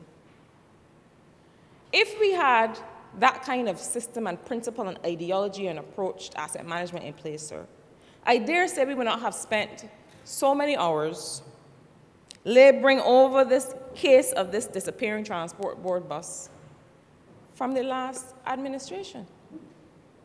Because we would have had a system where people responsible for the maintenance and the management of those fleets, of that fleet, were systematically called to account before any Auditor General's report came out to tell us and show us what revenue and what value was being generated from those fleets in the name of the people of Barbados. But public trust, sir, also matters when it comes to the need to combat this culture of misinformation, deliberate misinformation that sometimes takes hold. And we saw it, regrettably, during the management of the COVID pandemic. It was, and I know the former Minister of Health, the former member for the city of Bridgetown, one of the most hurtful things to have occurred in the public narrative of this country. The notion that people sworn, and having lived all their lives, sworn to protect the health and to secure the survival of their fellow Barbadians. The notion that they would put their fellow Barbadians at risk in the COVID response was a very hurtful piece of misinformation. And I would say that was allowed to take hold, but I don't think it was allowed to take hold. I think that rightfully the people who started that misinformation became embarrassed, and that it did not perhaps spread as far as it might have. But I believe that such things can fester in a context or in a culture where people begin to lose public trust. And that's why I feel gratified and I congratulate the Honourable Prime Minister and this cabinet and the former cabinet for the spirit, not always coming with a perfect set of answers, but for the spirit of transparency that obtained during the last administration and that I believe will continue. That trust is important. I think that has to be applied to more things than COVID.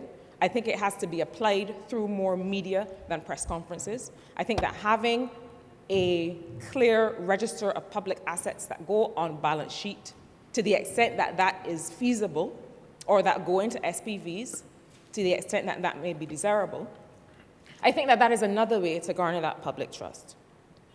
But I do think that such approaches to governance do contribute to the kind of trust that would have meant that those people who contributed to this notion that healthcare providers and healthcare administrators in this country would seek to do harm to people that were recovering from COVID, that those kinds of ideas would not take hold. And I will take this opportunity, sir, to again, I know that there are further congratulations planned and further honors planned and so on, but I think that sometimes it is just in words and saying to people, thank you, that you show your appreciation. I believe that, you know, there's a song I like by Jamil. I'm always quoting lyrics when I stand up in this place, so you'll forgive me. It's called Strongest Soldier.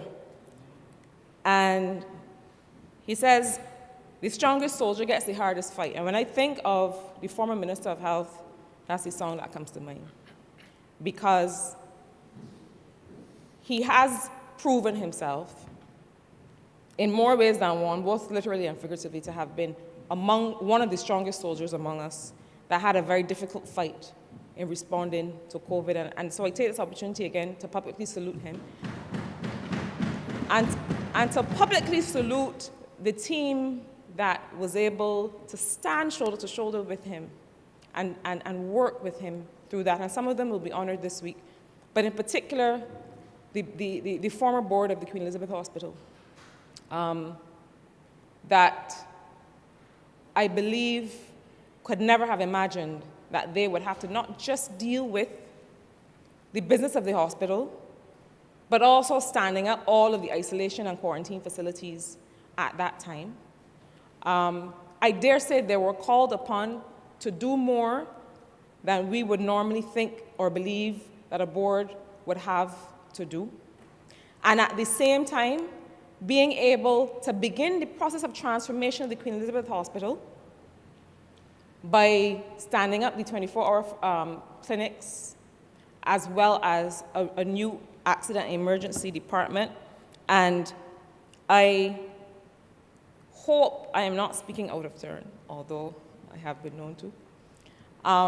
When I say that, I do believe that because people have moved on, it does not mean that we should not make them a part of the acknowledgement or the way forward.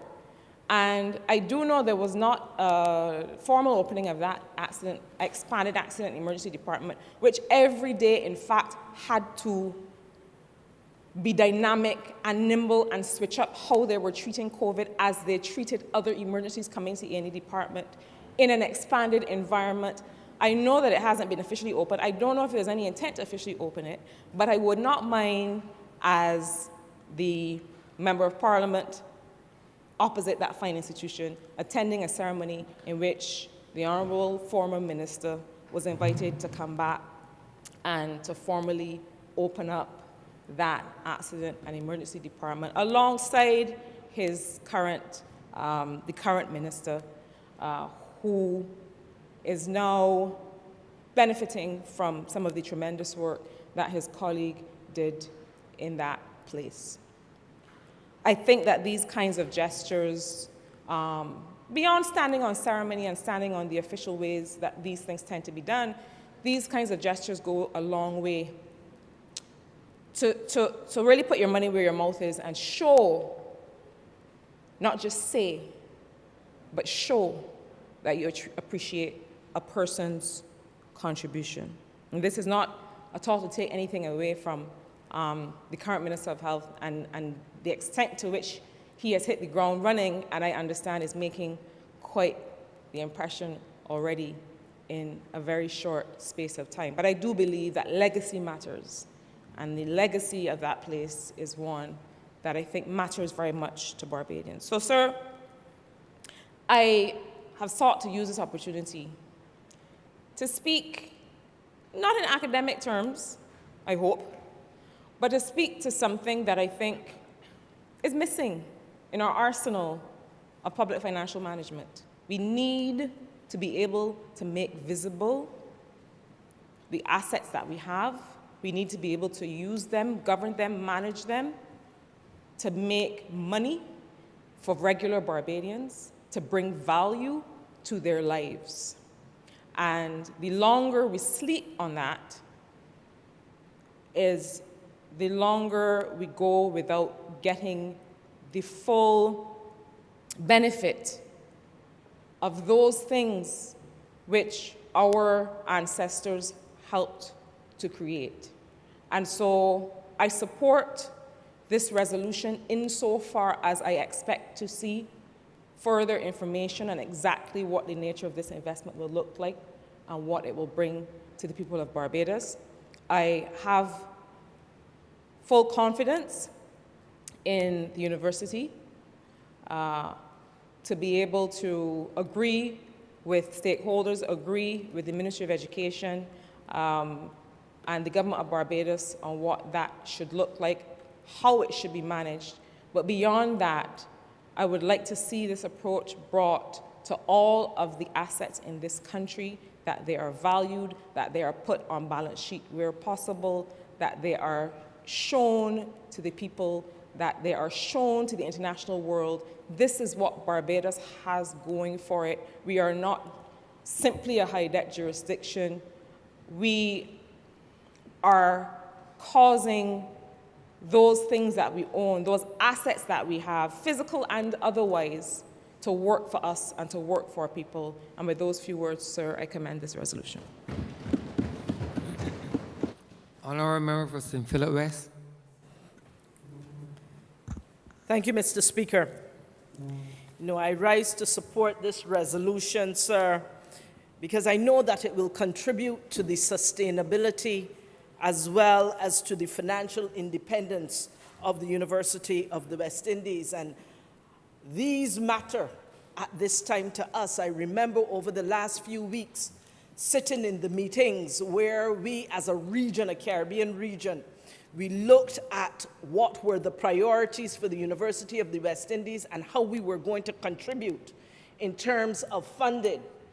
And what was important for us to understand is that whatever monies we as Caribbean governments and in this region were going to put towards the university and what other assets we were going to make available to the University of the West Indies, it really and truly had to be linked with where the university is going at this point in time. Many of us will know the university was formed back in what was called the Golden Age of universities. That was back from between 1945 to 1967 or thereabout, where you had a rapid expansion of universities and you had the increased investment in research. And the University of the West Indies is one such of those Golden Age universities. We have started as a regional institution, but because of the contribution of Barbados and other governments in this region, we have been able to move this regional institution into a globally recognized university. If we look at some of the rankings, and there are many rankings, but they're top three. Among those top three are the Times Higher Education. And in that ranking, you will notice that the University of the West Indies, it is ranked 4 in the top 4% of the world. You will also notice that it is ranked in the top 2% in Latin America and the Caribbean. And of course, among those Golden Age universities, among the top 1% of those universities fall in that period. And I share that because it is important for us to understand that what started out as a little board shop back in Jamaica, where back when we started the University of the West Indies, it has now grown globally. And it is because of the investments of assets, whether it be financial or the kind of land that is currently subject of this resolution, that we have been able to grow it. At the time when we started the University of the West Indies, the dream was that of light, liberty, and learning, that was what it was set up to do. And we need to understand that if we are to make sure that it is sustainable and that it becomes financially independent, that we have to make sure that it is done with the light and the liberty and the learning at the forefront. And I believe that the lands that will be vested in Cave Hill of the University of the West Indies, and I differentiate because there is vesting in the University of the West Indies, which is the entire region, and it goes into the center, the university center, and then there is the vesting in Cave Hill, which is also an entity within Barbados that is part of the University of the West Indies. And this vesting is meant to be for Cave Hill as part of the University of the West Indies family. And sir, the point that I started out making is that we have to ensure that whatever investments we make in the University of the West Indies will continue to take us to where we're going next.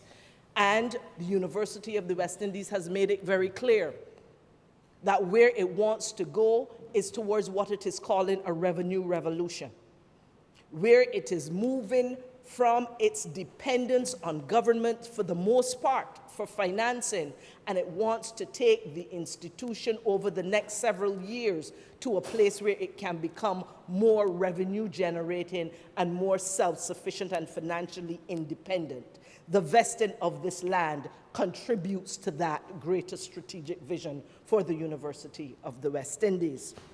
You would have heard the member from St. George South say that part of that contribution to helping it to remain sustainable is that, you know what, right now, the University of the West Indies, Cave Hill campus in particular, right here in Barbados, it sits on a number of properties that belong to the government, including this one here.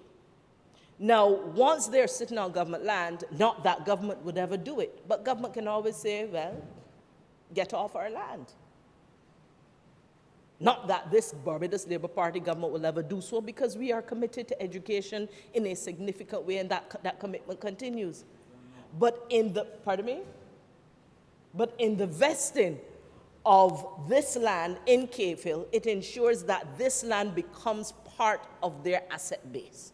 And you would have heard other members in here explain how having that as an asset that belongs to them can certainly boost their ability to raise that revenue that they are seeking, that they're on a path to doing, as it relates to moving the university into a more sustainable place.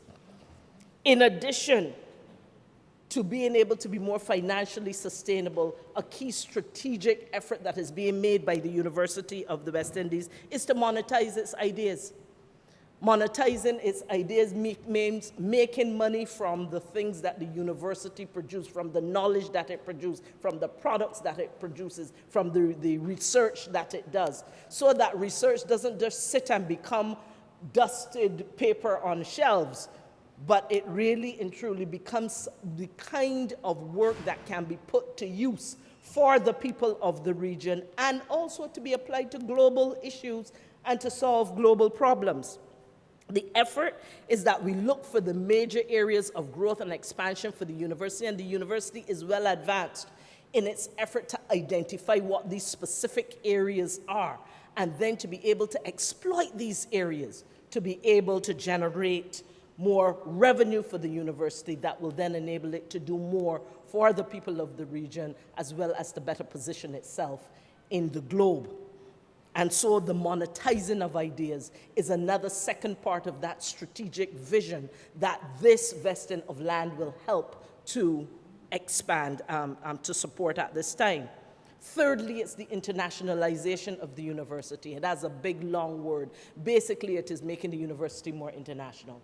And with that, it is about the exports, the education exports. It is about the foreign students that, just as Barbadian students will go to school in England and Canada and China and the US and other places, that we are able also to attract international students to Barbados.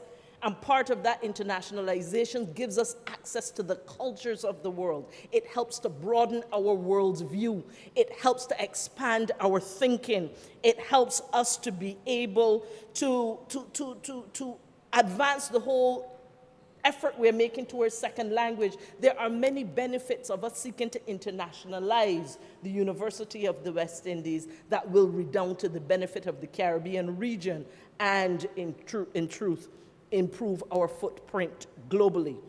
And so the support that I am giving to this resolution, it speaks to the sustainability, the financial independence, the monetizing of the ideas of the university, and the internationalization of the university.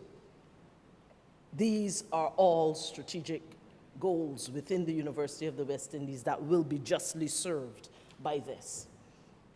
And I will be short because I believe that many of my other colleagues have explored a number of the other areas that make this resolution so significant and so worthy of support at this time.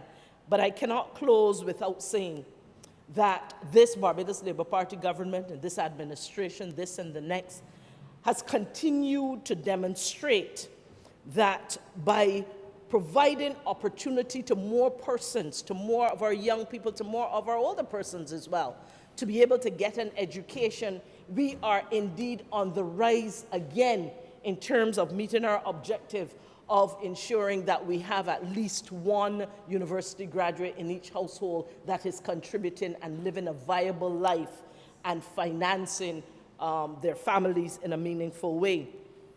You would have heard the member from St. James Central, I believe it is earlier, speak about the fact that we had returned the financing of tuition to students of the University of the West Indies. And many people say, well, that's a big deal. You talk about that all the time. But let me share with you a little bit of the numbers that can let you see the impact that the policy of this Barbados Labour Party administration to pay tuition fees, that kind of impact just in the short period of time. In the year 2013-2014, remember the refusal to pay tuition by the former Democratic Labour Party would have started back, I believe, in 2014.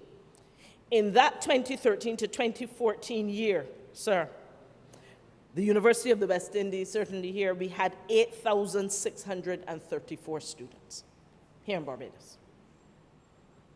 By 2017, 2018, that had dropped to 5,161, more than 3,000. Since this Barbados Labour Party government returned tuition,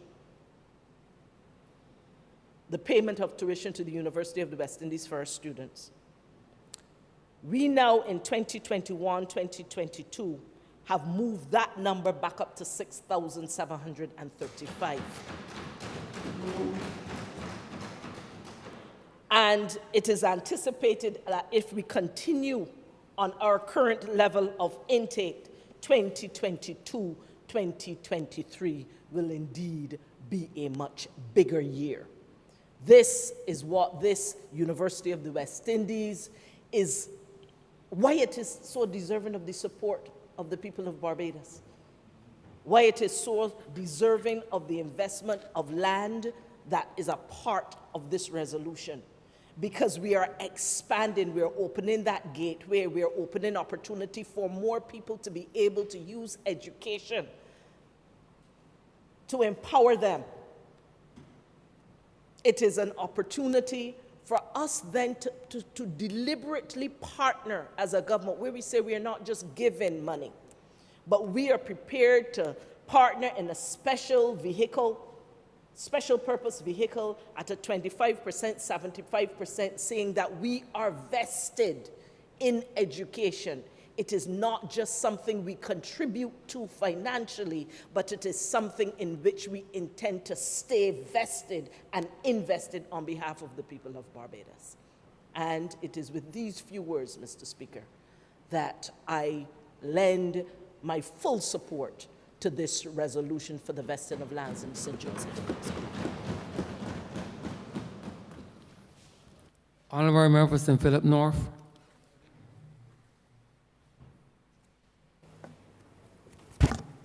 Thank you, Mr. Speaker. I too rise to lend my support to the resolution, but of course, as is only natural, I need to put in a plug for the Ministry of Health and Wellness. It is a pleasure as well to see that finally, after many years, in addition to the other buildings that were mentioned by the Honourable Member for St. George South, that this derelict building / site will be now put to good use by the University of the West Indies. Whether it be, I don't know their reasons for it, I don't know what their plans are, but I do remember that we still maintain 25% of the share. With that, I am asking that the building be considered, this is just my wish and this is just my hope, be considered to play a part within the Ministry of Health, ergo the health of the nation of Barbados, whether it be by health tourism, which is fine, but I want the UE to remember that the most affected in a negative way by the NCDs and the unavailability of health services and the lack of medical insurance, all of these lie with the poor black individual, the poor black Barbadian, that occupies the majority of the healthcare sector in terms of public healthcare sector. So this initiative, I am sure they'll put it to good use, will not only provide employment, as the member for St. Peter has suggested and wished for as well, but I am hoping that it be considered as part of the plan to make UE, although we do medicine now, along with Guyana and Trinidad, in terms of a medical faculty, I would like to see it built out such that efforts are put into the teaching of the individuals at the hospital, whether it be the nurses and the hospital and the other healthcare institutions. We are badly in need of specialized medical services, specialized nursing in almost every area, specialization of the doctors, and by this I mean the funding or providing the courses wherever necessary. The hospital now is inundated, as we all know, and I have to speak on it because of where we stand now especially, inundated with NCDs. The bed capacity is almost abysmal.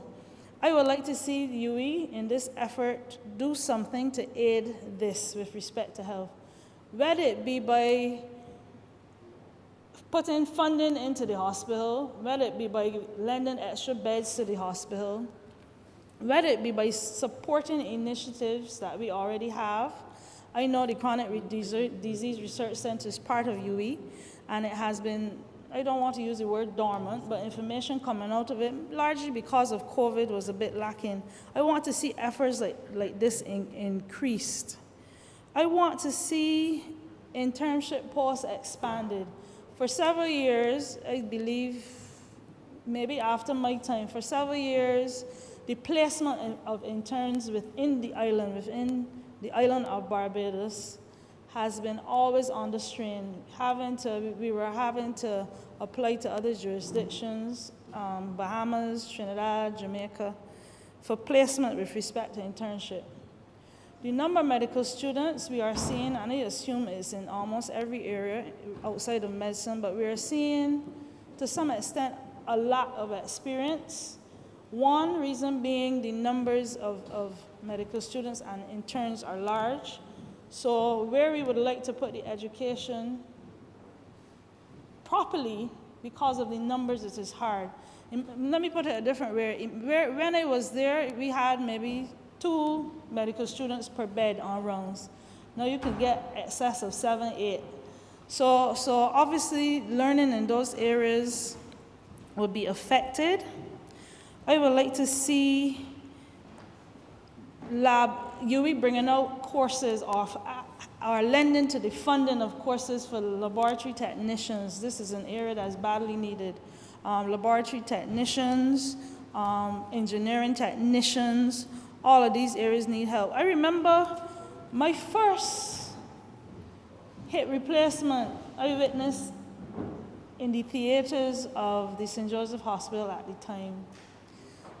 Obviously, it would have been fascinating at that point in time, as it still is now, but we have lost that extra spacing where we could do these large time-consuming operations in another place, whether it be for private or public persons, individuals in the community.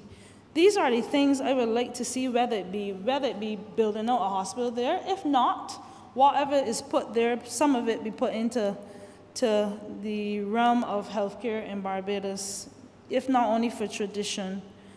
Right now, and funny enough, NCDs, as I said before, are forefront outside of COVID, and I'm hoping to take over from COVID once COVID behaves with respect to the NCD fight. But we had, if I may, Mr. Speaker, Sir Hilary Beckles joined me in a presentation not so long ago, and he has supported the efforts with respect to the NCDs, of course, in his realm, dating it back to the times of slavery. These are things, and I know, obviously, if he has it, it's in the forefront of the University of the West Indies, whether it be for healthcare, whether it be for reparations, whether it be for both. So the support is there. So with these few words, I can only hope and encourage the University of West Indies and the 25% stakeholding we still have, that some of it be placed under the umbrella of the healthcare system, specifically the hospital, which really needs help, a lot of help. So if those few words, Mr. Speaker, I end here. Thank you so much for indulging me. Honourable Prime Minister. Thank you, Mr. Speaker. Mr. Speaker, it gives me great pleasure to speak on this resolution and to indicate that this is but the first, because it is only on the resumption of coming back into government and formally into office that I learned that not even the lands at Cave Hill are vested in the University of the West Indies, and that hitherto a commitment by a previous Barbados Labour Party government to vest the lands at Lazaretto in the University of the West Indies Cave Hill campus was also vetoed by the last government. Now, let me make my position very clear, sir. This country has benefited significantly from the presence of the Cave Hill campus of the University of the West Indies. This region has benefited from the presence and existence of the University of the West Indies. Only last night at the Tom Adams lecture, the distinguished lecturer, Dr. Henderson Carter, who is the head of the Department of History, would have been referring to the 60th anniversary celebrations that are now being prepared for them on that campus, the Diamond Jubilee. When we came to office, sir, we inherited a situation where the University of the West Indies finances were compromised significantly by a reduction in the commitment both on economic costs, but also by the introduction of student fees for persons attending Cave Hill campus. And why? Because once those fees were introduced, the enrollment at Cave Hill dropped by about 40%. And we made a commitment from the campaign trail, which we honored in spite of going into an IMF homegrown program, to reinstate the payment of fees for Barbadians at the Barbadian educational institutions at the Community College and the Samuel Jackman Prescott Institute, but also at the University of the West Indies, whether the Cave Hill campus, the Mona campus, the St. Augustine campus, the Open campus, and now you have the Five Islands campus. And Mr. Speaker, at no stage over the course of the last 4 years almost have we had cause to regret making that decision. Not once. Because we all know that it is the only route by which persons can escape poverty legitimately in this country.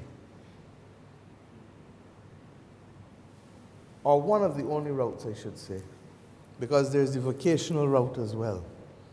But even that requires knowledge. And it is the acquisition of knowledge and training that then allows us to be able to have the productive citizens who can earn for us as a nation. When we came to office, the Barbados government owed the university almost, I think, $140 million. And we therefore had to settle an arrangement with them. And part of that arrangement included us putting on the table assets, and in particular, the vesting of the Cave Hill campus, the vesting of the Lazaretto, we discovered wouldn't have to be done as well, and in particular, the vesting of the old St. Joseph Hospital lands that would be vested in a special purpose company, and the government of Barbados would retain 25% in that company, and the University of the West Indies would have 75% vested in them.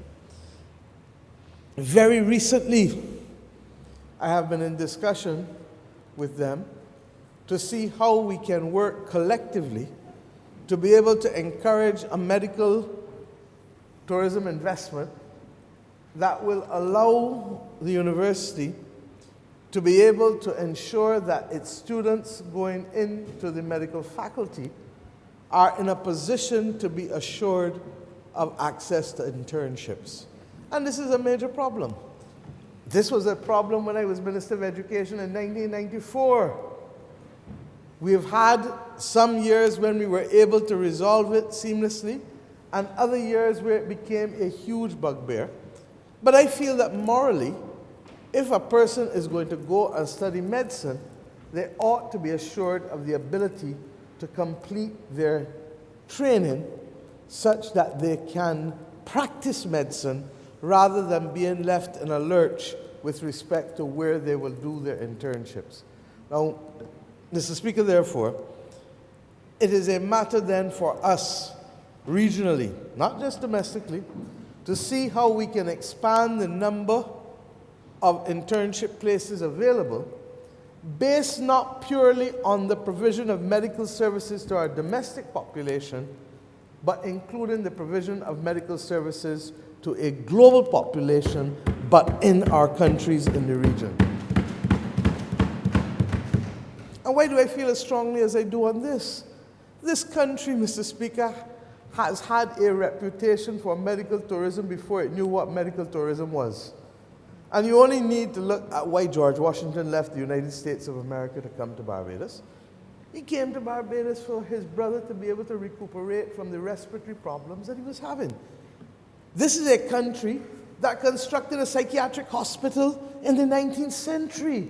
And that's why I'm so impatient, and I speak to the Minister of Health, and he knows how I feel, and the Minister in the Ministry of Health, for us to have a mental wellness program rolled out, especially coming out of the COVID pandemic, where we know that the restrictions and the lockdowns have played on people's heads, have disrupted people's stability mentally.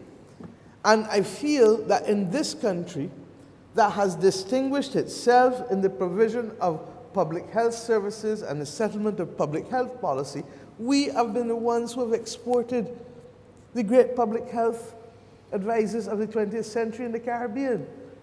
Sir George Allen, who became Director General of the Pan American Health Organization. Sir Kenneth Standard in the University of the West Indies. Sir Kenneth Stewart. Barbados has a distinguished record, and we had to. When you live on 166 square miles, the one thing that must matter is public health, because we live cheek by jowl.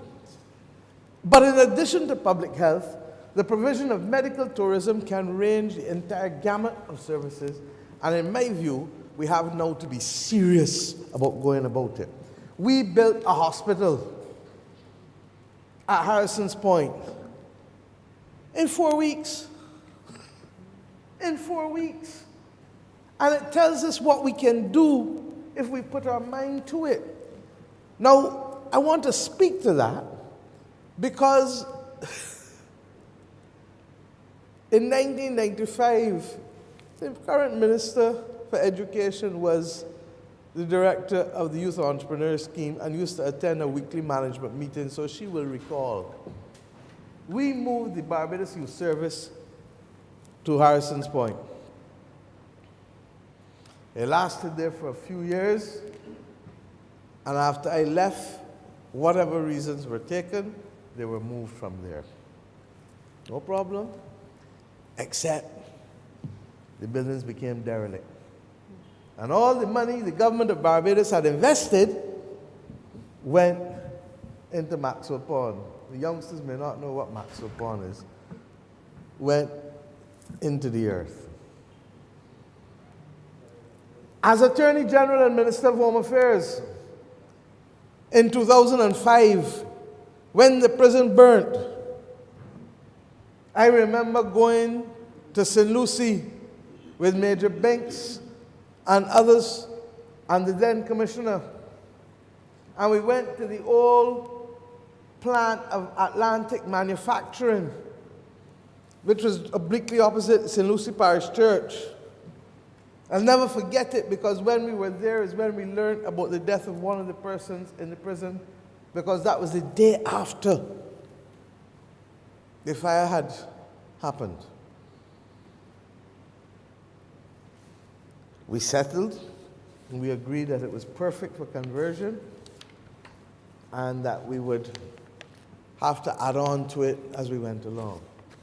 By 9 o'clock the night when I walked into my house, Major Binks called me and said, "Attorney General, I'm sorry to report to you that that building will not withstand a Category 1 hurricane."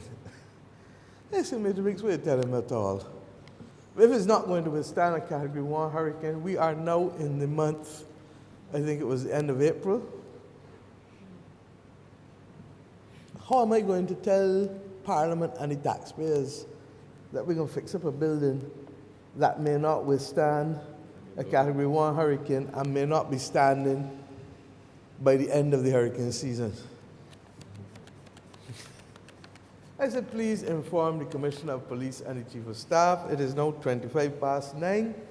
Meet me at Harrison's Point at 11 o'clock that same night." And the poor officers had just gotten home, everybody bathed and come back down the road. We went to St. Lucie and went in to the building that has the submarine facility, the one right on the coast.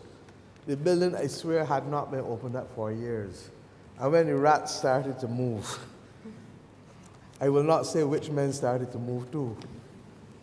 Suffice it to say that it was clear that that would require too much work.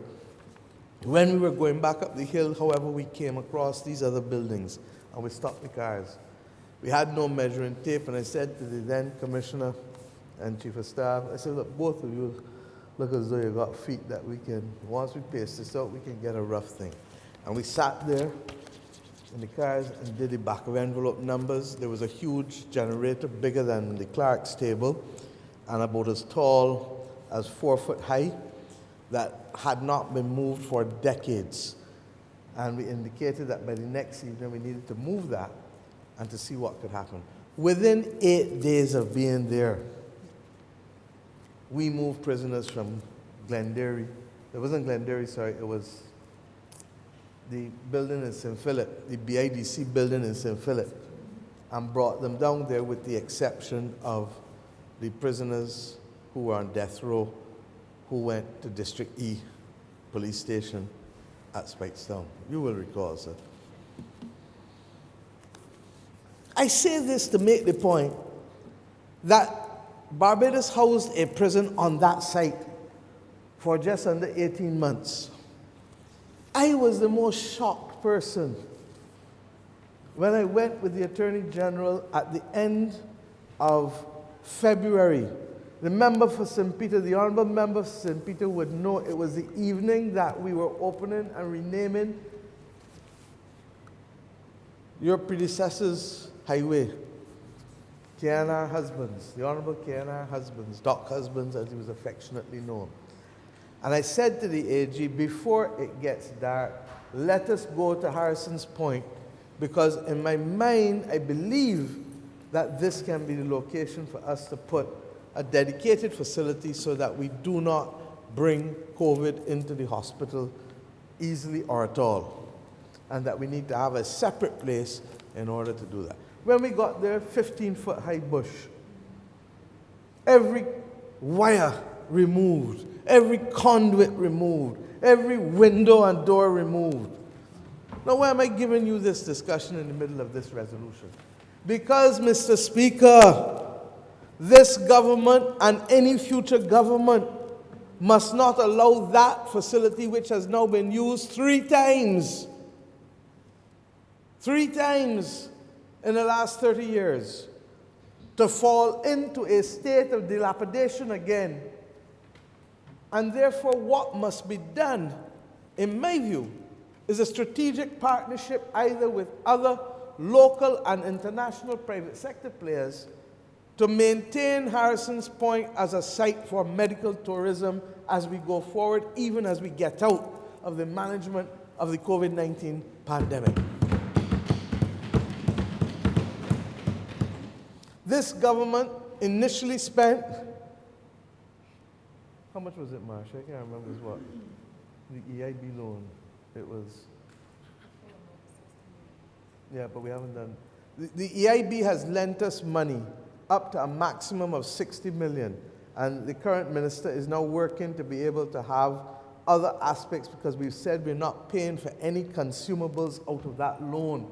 That loan is to build capacity. And we were able to access it at 2%, and with a 5-year moratorium, I believe, but a 20-year loan. Excellent terms, and we thank the European Investment Bank for that. But the actual spend was, I think, initially 15 million, and we've had to spend money converting the tertiary building into primary and secondary last year in the middle of the Delta outbreak. Mr. Speaker, it therefore is necessary, and I've given the Minister of Health a remit, that he must find investment along with Invest Barbados for Harrison's Point. We are only using a fraction of the land at Harrison's Point. Harrison's Point is 80 acres. And the last government had entered into an arrangement, which is a story and a tale for another day, on Harrison's Point to do a tourism investment that never came to reality. So that there's no doubt about the suitability of that site for tourism, but there's equally no doubt about the suitability of it for recovery and medical recovery, because the air is fresh, the view is therapeutic, and quite frankly, it is nestled on that part of the island where it is not the subject of bustling traffic and activity. And I believe, therefore, that a combination of a site there and a site at the St. Joseph Hospital will bring the provision of healthcare services to the north, but not just simply for the north or for Barbados. Barbados must not limit itself to its population with respect to the provision of medical services. We can be a global provider of medical services from this rock. We've done it in the past without knowing that we were doing it, and we can do it in the future by carefully planning and structuring it out. And I'm open to all players and all partners.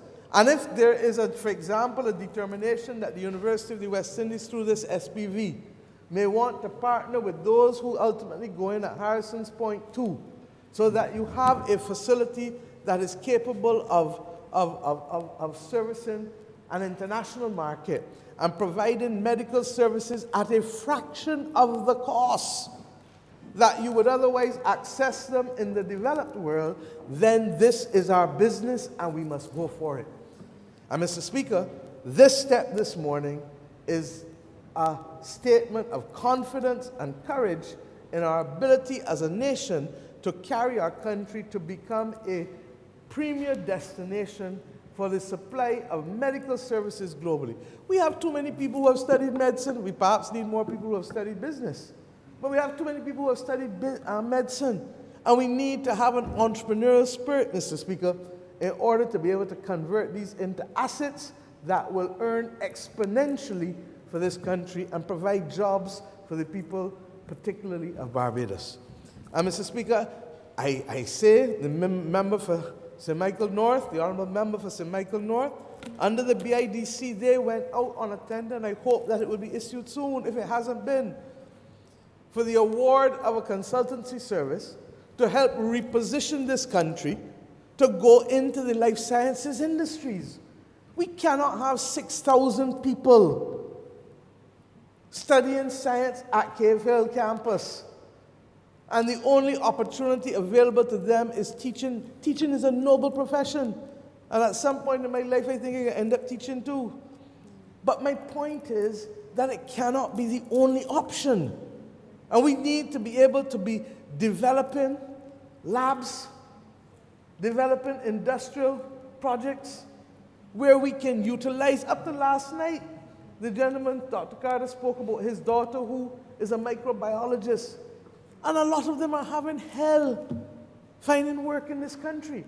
So we have a solemn obligation as a government to attract enterprises and industry and research labs here that will allow the investment that we have made in their education to pay off without them having to go to another man's country to earn a living. They must be able to earn a living in the land of their birth. and not have to go and emigrate for that to happen. So, Mr. Speaker, I am happy that this has finally made its way here. I thank the Minister of Housing for bringing it. It has been, regrettably, in my view, on the road too long, but he has brought it, and I thank him for that.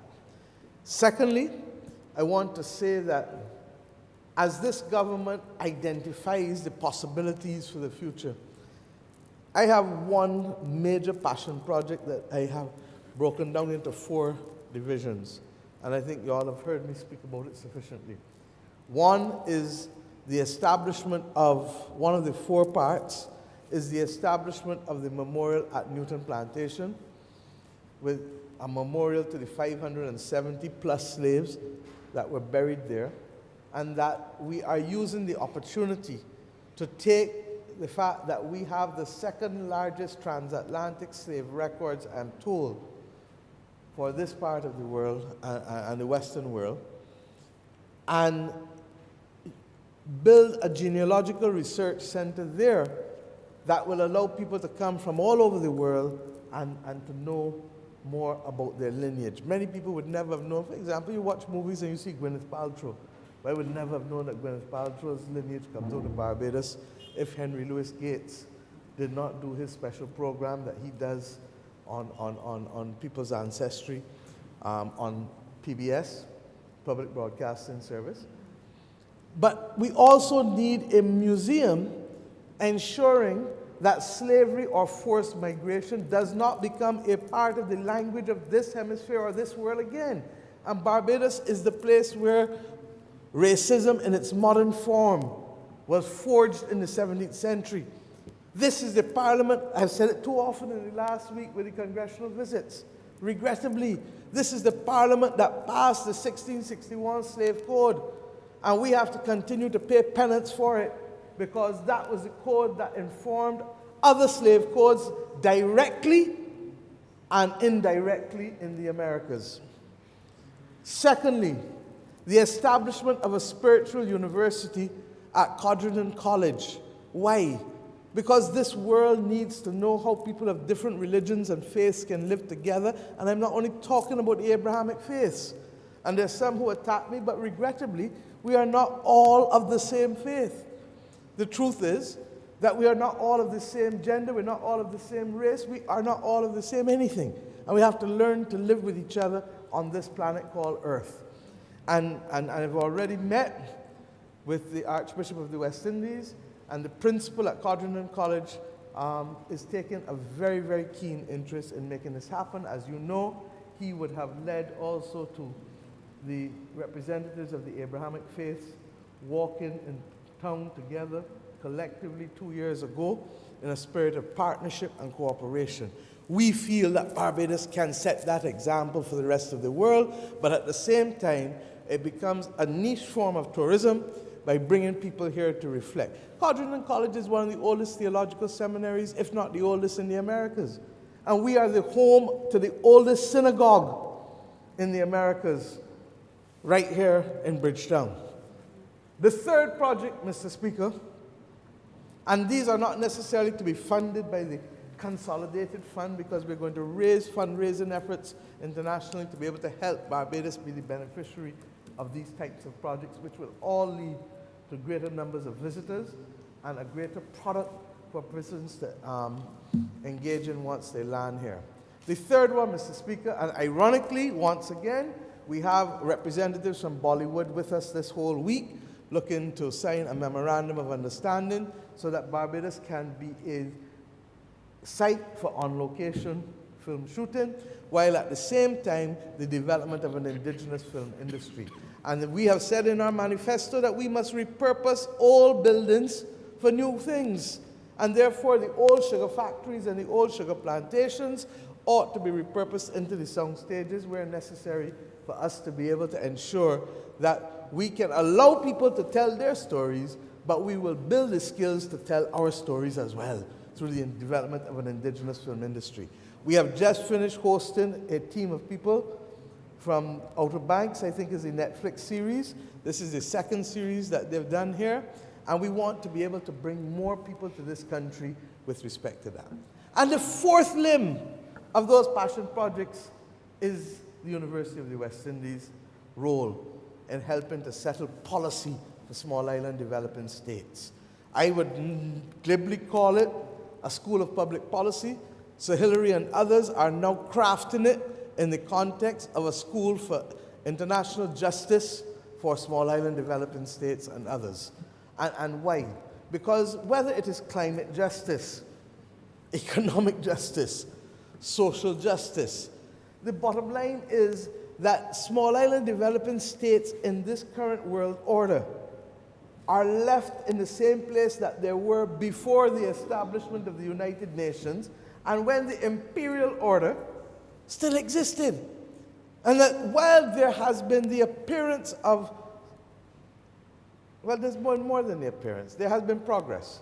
But regrettably, the progress has not necessarily closed the gap sufficiently between those who are accustomed to power and those who are seeking room, fiscal and policy space to be able to exercise dominion over their own affairs such that they can improve the quality of lives of their citizens.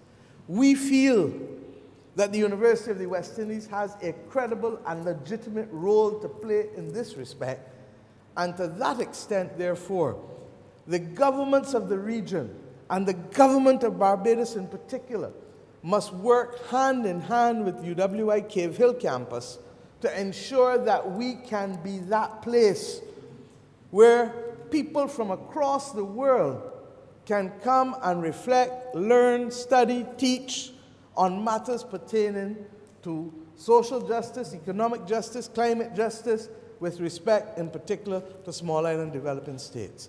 I know that Sir Hilary is hoping to carry before the Council the concept of a global campus, and that will be a combination of the rebranding of the open campus, but the establishment of these new, this new school, which must also be a revenue earner for the University of the West Indies so that it can continue to minimize the extent to which it must rely on governments in the Caribbean to carry the majority of the load in their functioning and existence. Mr. Speaker, I've shared these things with you because I feel, and you know, I am so happy to be back in this building. I am so happy to be back in Bridgetown that you're going to hear me more and more even now, because I believe that there are some things that we need to start talking about as a nation if we are going to make the journey to being world class by 2030. I know in my bones that we can do it, but it is not going to be easy, and it is going to mean having some difficult discussions, just as you do in your family. It's not everything in a family that's be hunky-dory every day. You have to have some difficult discussions sometimes. And in having those difficult discussions, we can move forward. And especially when we're breaking new ground, where everything new invariably has growing pains, so that there will be some discomfort. But we have the capacity and the resilience to get past that. This morning, this resolution represents the statement of faith that we have in a future that says that Barbados can be a provider of global medical and educational services, that we have had distinctions in the past, but we now want it consistently to be part of our future. And that tourism, as tourism on its own, cannot function that easily as we learned with COVID. But when we have tourism that is anchored to medical facilities, or tourism that is anchored to educational facilities, or that tourism that is anchored to sporting capacity or cultural, making movies, then all of a sudden you remove the discretionary aspect of why a person would just want to come and visit and be part of here. And Mr. Speaker, you've heard me say over and over, we do not have enough people coming to work every day, and we learned the hard way that we don't even have enough people living here to take the output of our farmers with respect to what they produce. So that if we want to be serious, then these are the steps that we must be taking to guarantee a stable and prosperous future for our people. I thank the House for considering this resolution. I ask the Honourable Minister of Housing to bring the other resolutions that will appropriately, before the 60th anniversary of the University of the West Indies Cave Hill campus, that will make them right and that will allow their balance sheet to reflect an asset that is known as the acreage at Cave Hill and the acreage at Lazaretto. And that if we do that, we will give them a leg up, as we've already committed to doing with being able to ensure that 5% of our renewable energy is shared between the University of the West Indies and the CARICOM regional institutions. Why, Mr. Speaker? Because it reduces the pressure on us as a central government with what we must give them. But secondly, we are the beneficiaries of their output in every respect. So this is just allowing us to make them stronger while stabilizing our own circumstances. Mr. Speaker, I strongly support this resolution, and I'm obliged to the Minister for doing us the courtesy of bringing it before this honourable chamber. Thank you.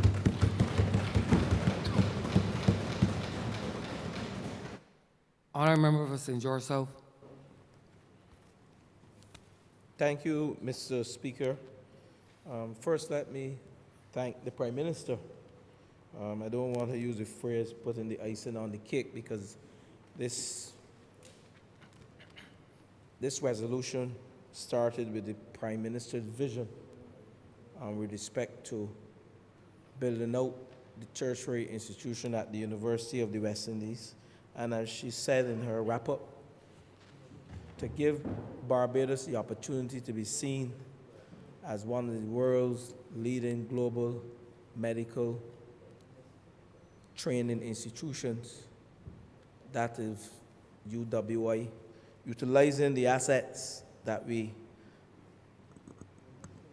debated this morning, and the further call to bring to this House the other lands at the Lazaretto and those lands at the Cave Hill campus that the University of the West Indies so meaningfully occupy. And it will give this lower house my word and commitment that the resolution requested by the Prime Minister will be here before the House within the next 4 to 6 weeks. But I also want to go further and thank my colleagues who contributed to this debate and also who brought a different perspective and varying views. Member for St. Philip West, the education, who showed that under the last administration, the enrollment at university dropped by some 40%. And she also gave us the insight into the plans for the University of the West Indies in the partnership with the Ministry of Education.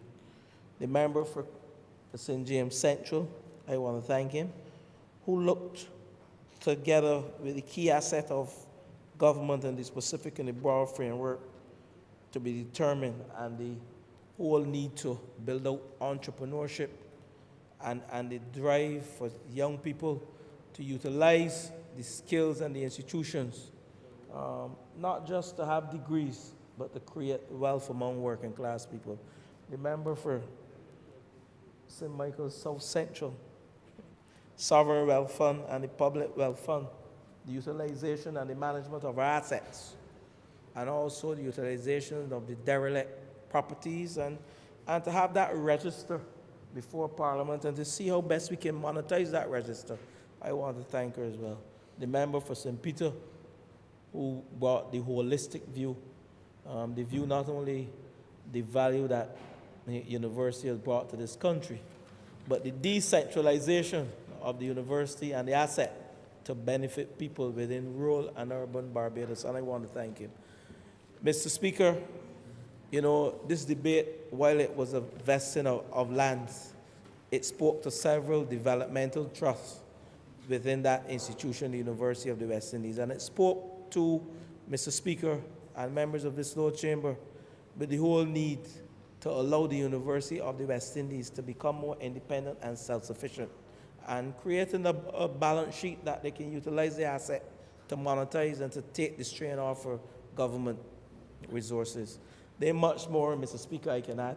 The Prime Minister who started this project and also put the icing on the cake this afternoon. And with those few words, Mr. Speaker, I beg that the resolution to vest 8.698 hectares, 21.485 acres, of land. Honourable member, you should move the rescission to rescind I can call it rescission. before you move the vesting. Order number 6, sir. In the name of the Honourable Minister of Housing, to move the passing of a resolution to rescind a resolution passed by the Honourable House of Assembly on the 16th day of March 2012 and the Honourable Senate on the 28th day of March 2012 and published in the Official Gazette as Resolution number 12 of 2012 on the 5th day of April 2012, approving the lease to American World Clinics Barbados Limited of a parcel of land together with the buildings thereon situate at Ashton Hall in the parish of St. Peter in this island for the development and operation of an international health center. Mr. Speaker, I beg that the resolution, as cited, the number 12, 2012, that was passed on April 3rd, 2012, to lease the St. George's Hospital property to the American World Clinics Barbados Limited, that resolution to be rescinded. The question is that the aforementioned resolution be rescinded. All those honourable members in favour, please say aye. Those against, please say no. Me think the ayes have it. Order number 5, sir.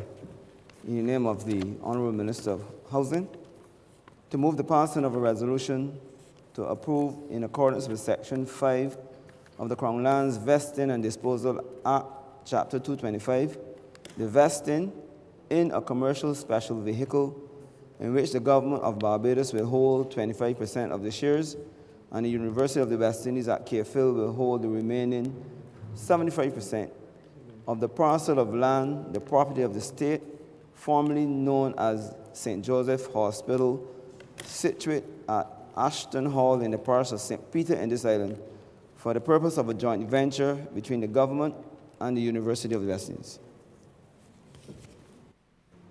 Mr. Speaker, I beg that this resolution, with Section 5, in accordance with Section 5 of the Crown Lands Vesting and Disposal Act, Cap 255, to approve the vesting in a commercial special purpose vehicle in which the government of Barbados will hold 25% of the shares and the University of the West Indies holds 75% on a plot of land, 21.485 acres, now pass.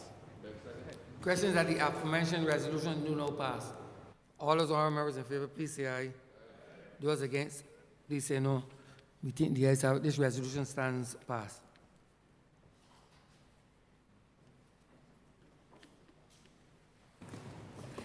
Honourable Leader, Government Business. Thank you, Mr. Speaker. I beg to move that the House be adjourned until the 17th of May at 10 a.m. The question is that this House be adjourned until Tuesday, the 17th day of May at 10 a.m. in the forenoon. All those honourable members in favour, please say aye. Those against, please say no. We think the ayes have it. Before we adjourn, I wish to acknowledge the presence of Ms. Alicia Todd, the Director General of Part Americas, which is headquarters in Canada. This organization and institution provides tremendous assistance to the Parliament in the Caribbean, and she is here to attend a meeting with UN Women, the Commonwealth Secretary, and Civil. I hope you have an enjoyable stay, Ms. Todd, and that you enjoy the warmth of Barbados, and then you will go back and bring numerous visitors from Canada to this country. I hope you have an enjoyable stay in Barbados.